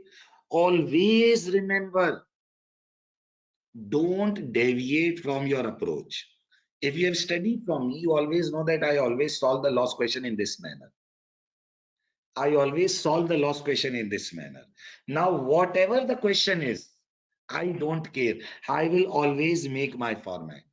I will always make my format, and then I will start thinking. Now, what you people do is that in the exam, you try new techniques. Don't do this. Always follow your original technique. Your original technique is that we always make the format and then we start commenting on the options. Let me repeat it again. It's a 14 marks part. So obviously there must be detailing involved in it. Okay. First of all, he asked us that calculate the Allma's tax adjusted trading loss for the tax year 22-23. So now since we said that the first accounting period is still 30th June, 6 months. So we first made the accounting profit loss. Then we applied basis period. And we identified the loss for the first fiscal year. Okay. First you do the accounting period, then you do basis period. Always remember. First you do accounting period, then you do basis period. Then he said that what are the possible ways? First I commented on the rule, that this is the rule. Then I made a calculation and I said that, okay, his loss is 29,000. He can offset it in current year. He can offset it in previous year. This is the normal loss. Current year, last 12 months. Current year, last 12 months. Another option is opening year. In opening year, you go back 3 years automatically. 3 years. From 20 to 23, you go back 3 years and you will offset here. So you said in current year, you can offset in last 12 months, and you can offset 3 years back. Okay, is it clear? Now, one student is saying that, sir, what about the expenses? See, one piece of advice. Always think simple. Don't get involved in the things on which the examiner was silent. The examiner didn't said anything about the expenses, so don't make yourself confused and don't make the examiner confused. When he's silent on thing, you should also remain silent. Okay? He didn't said anything about the allowed expenses, so you are not required to comment on that also. Is it clear? No. So, okay, one student asked, if the capital allowance was not deducted and we completed our answer, if you would have missed out the capital allowance point, you would lose 1 mark. See, there are no carry forward deductions. If you forget one thing, you move forward, that's not an issue. In advanced tax, it is very much normal that you miss some points. It is normal. So don't get frustrated about it. If you forget about capital allowance, 1 mark will be lost. If you calculated employment income wrongly, it will affect 1 or 2 marks. Okay. Now, he said tax adjusted profit because of the capital allowance thing. Because he specifically stated in the question that the profit and loss figures were before the capital allowances. He said that the Almas budgeted tax adjusted trading figures before capital allowance, so only capital allowance adjustment was required. Coming back to the question, calculate Almas tax or adjusted trading loss. We are done with it. Explain with supporting calculation how the trading loss could be offset against Almas income and or gains. So we have commented on the option. Conclude on the most beneficial way. Conclude on the most beneficial way of relieving the loss. Now, can anyone tell me the most beneficial way? Can anyone tell me the most beneficial way? The answer is here. Look at it and start thinking. What is the most beneficial way? Okay. Now, many students said that carry back is the most beneficial way. Can you give me the reason? Can you give me the reason? Okay. Now, one option is that you calculate the tax saving for all the options. Another option is that you use smart working. Like if you will solve it in the current year. Now in current year, your profit is 40,200. Listen to me. In current year, your profit is 40,200. Now, if you will claim the loss relief of 29,000, 40,200 minus 29,000, your profit value will fall to 11,200, which means your sum of the personal allowance will get wasted. Listen to me. If you will claim, let me open the calculator. In the exam, you have to use the calculator given here. In the exam, you cannot use other tabs. So in the exam, you have to use the calculator which is given here. Okay.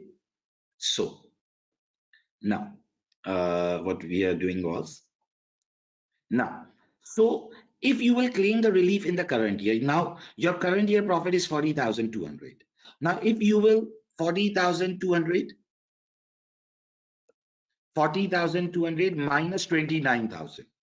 If you will claim the relief in the current year, 40,200 minus 29,000, your profit will fall to 11,200, which means some of the allowance will get wasted. And obviously, wasting personal allowance is never advisable. Okay. If you claim the relief in 21-22 against 80,400,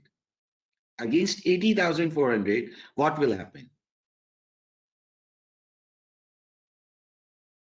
Okay. If you claim the relief against 80,400 minus 29,000, your allowance will not be wasted and you will remain in the higher rate band, which means that if you claim the relief in the previous year, you will get relief at higher rate band. You will get relief at higher rate band. See while I develop the answer. If the trading loss relief is claimed in current year, listen to me, if the trading loss relief is claimed in current year, then it will lead to wastage of personal allowance. Current year total income of 2022-23 is 40,200 pounds. If loss relief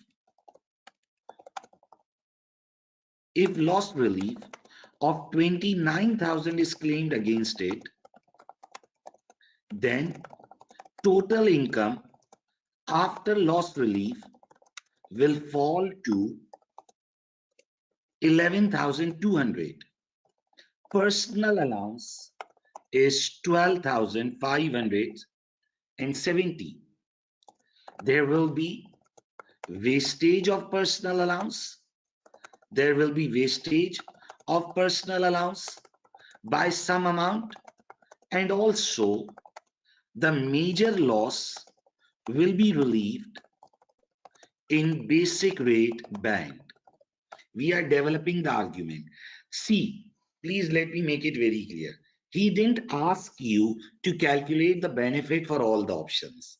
So if you will calculate the benefit for all the options, that is also acceptable, but it will waste your time. If you will calculate the benefit for all the options, like you will calculate, okay, from 40,200 multiply by this, the band adjustment, it will give you a credit, but no additional marks. You can comment it in the narrative also very easy. We have to conclude that which is the beneficial option, so I can conclude it in the narrative also. If the trading loss is claimed in the current year, then it will lead to wastage of personal allowance by some amount. Okay, first of all, the personal allowance will get wasted by some amount. The personal allowance will get wasted. Current year total income is 40,200. If loss relief of 29,000 is claimed against it, then total income after loss relief will fall to 11,200. The personal allowance is 12,570. So you will waste some of the allowance. If the trading loss relief is claimed against last 12 months total income,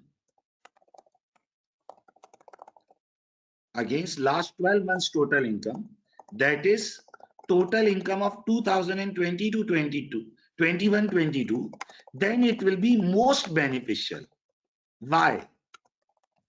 Total income of 2021-22, this one, 21-22 is 80,400, is 80,400. After loss relief of 29,000, it will reduce to how much? 80,400 minus 29,000. It will reduce to 51,400. This means that personal allowance will not be wasted and entire loss relief will be at higher rate band, because 51,400 is above 37,700. You are at the higher rate band. Loss relief will be 29,000 into 40%. This will be the best claim. Into 40%, it will be 11,600 pounds. Okay. In case of opening year loss claim, there will be personal allowance wastage. Why there will be personal allowance wastage?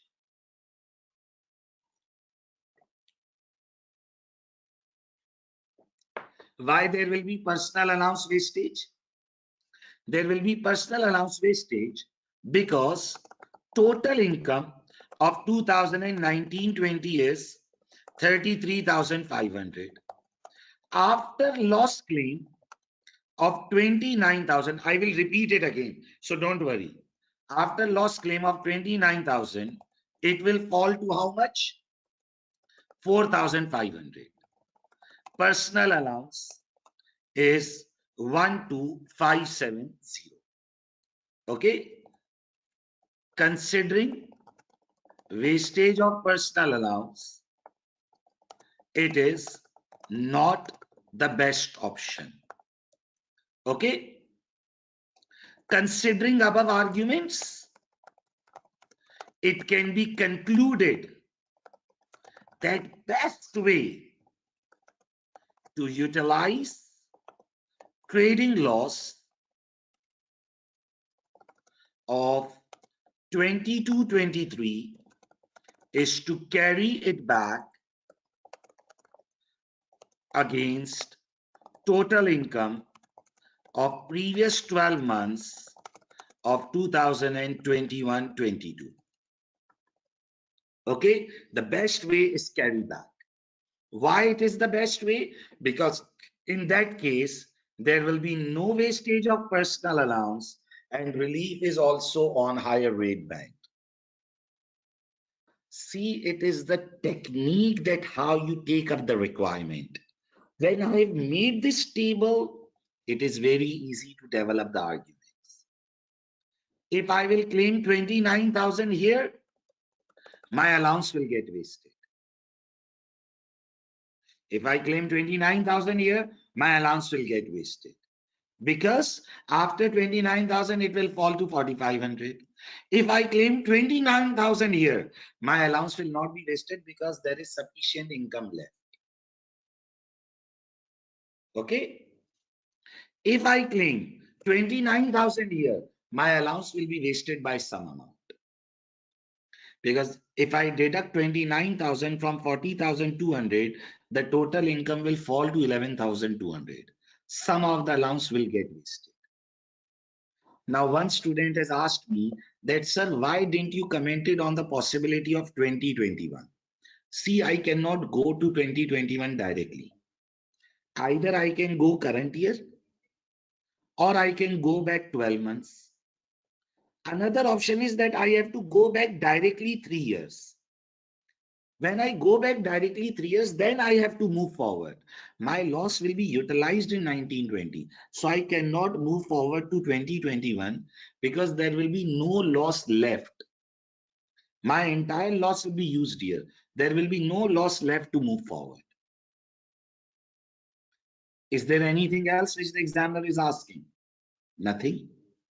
And this is your requirement of 14 marks. Let me repeat it. Let me repeat it. Okay, let me repeat it again. First of all, he asked us calculate the all-mass trading loss for the tax year 22-23. We said that we cannot directly identify the loss of 22-23. First, we need to work out the accounting period. Listen to me. He asked us the all-mass tax adjusted trading loss for 22-23. You cannot work out 22-23 directly. First, you will work out these 6 months. Then you apply basis period. Okay. So first we worked out the 6 months period. Then we applied the basis period for 22-23. Then the possible options.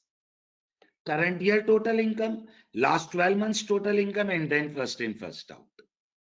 And then the best way, so we commented that which is the most beneficial option. So we commented that the most beneficial option was the last 12 months option, because in current year and in 3 years back, our allowance was getting wasted.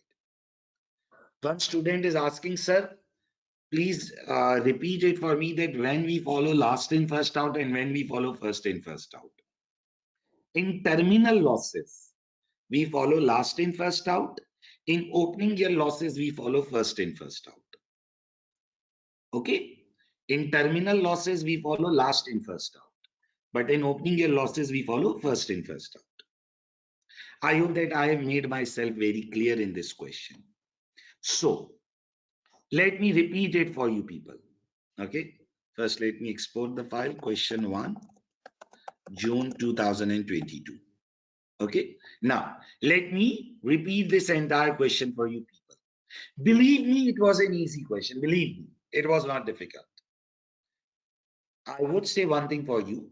You cannot write it completely perfect in the exam.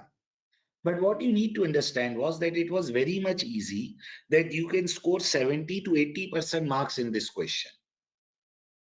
Okay? 70 to 80% marks were scoreable. In terminal losses, we follow last in, first out. In terminal losses, we follow last in, first out. Terminal is cessation. In opening year losses, we follow first in, first out.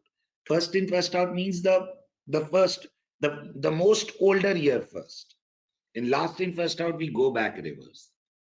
Okay, now, so first we made the format of the memorandum. Okay, then there was the easy 5 marks requirement, becoming a tax advisor to Alma. What are the matters we will consider and what are the actions which we should take?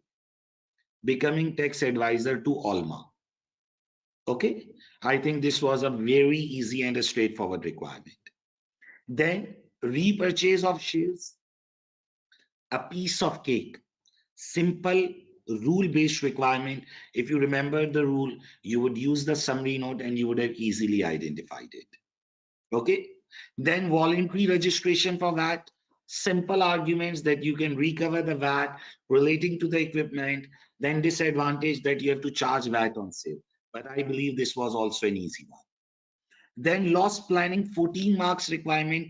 Believe me, this loss planning was very easy, a very easy requirement.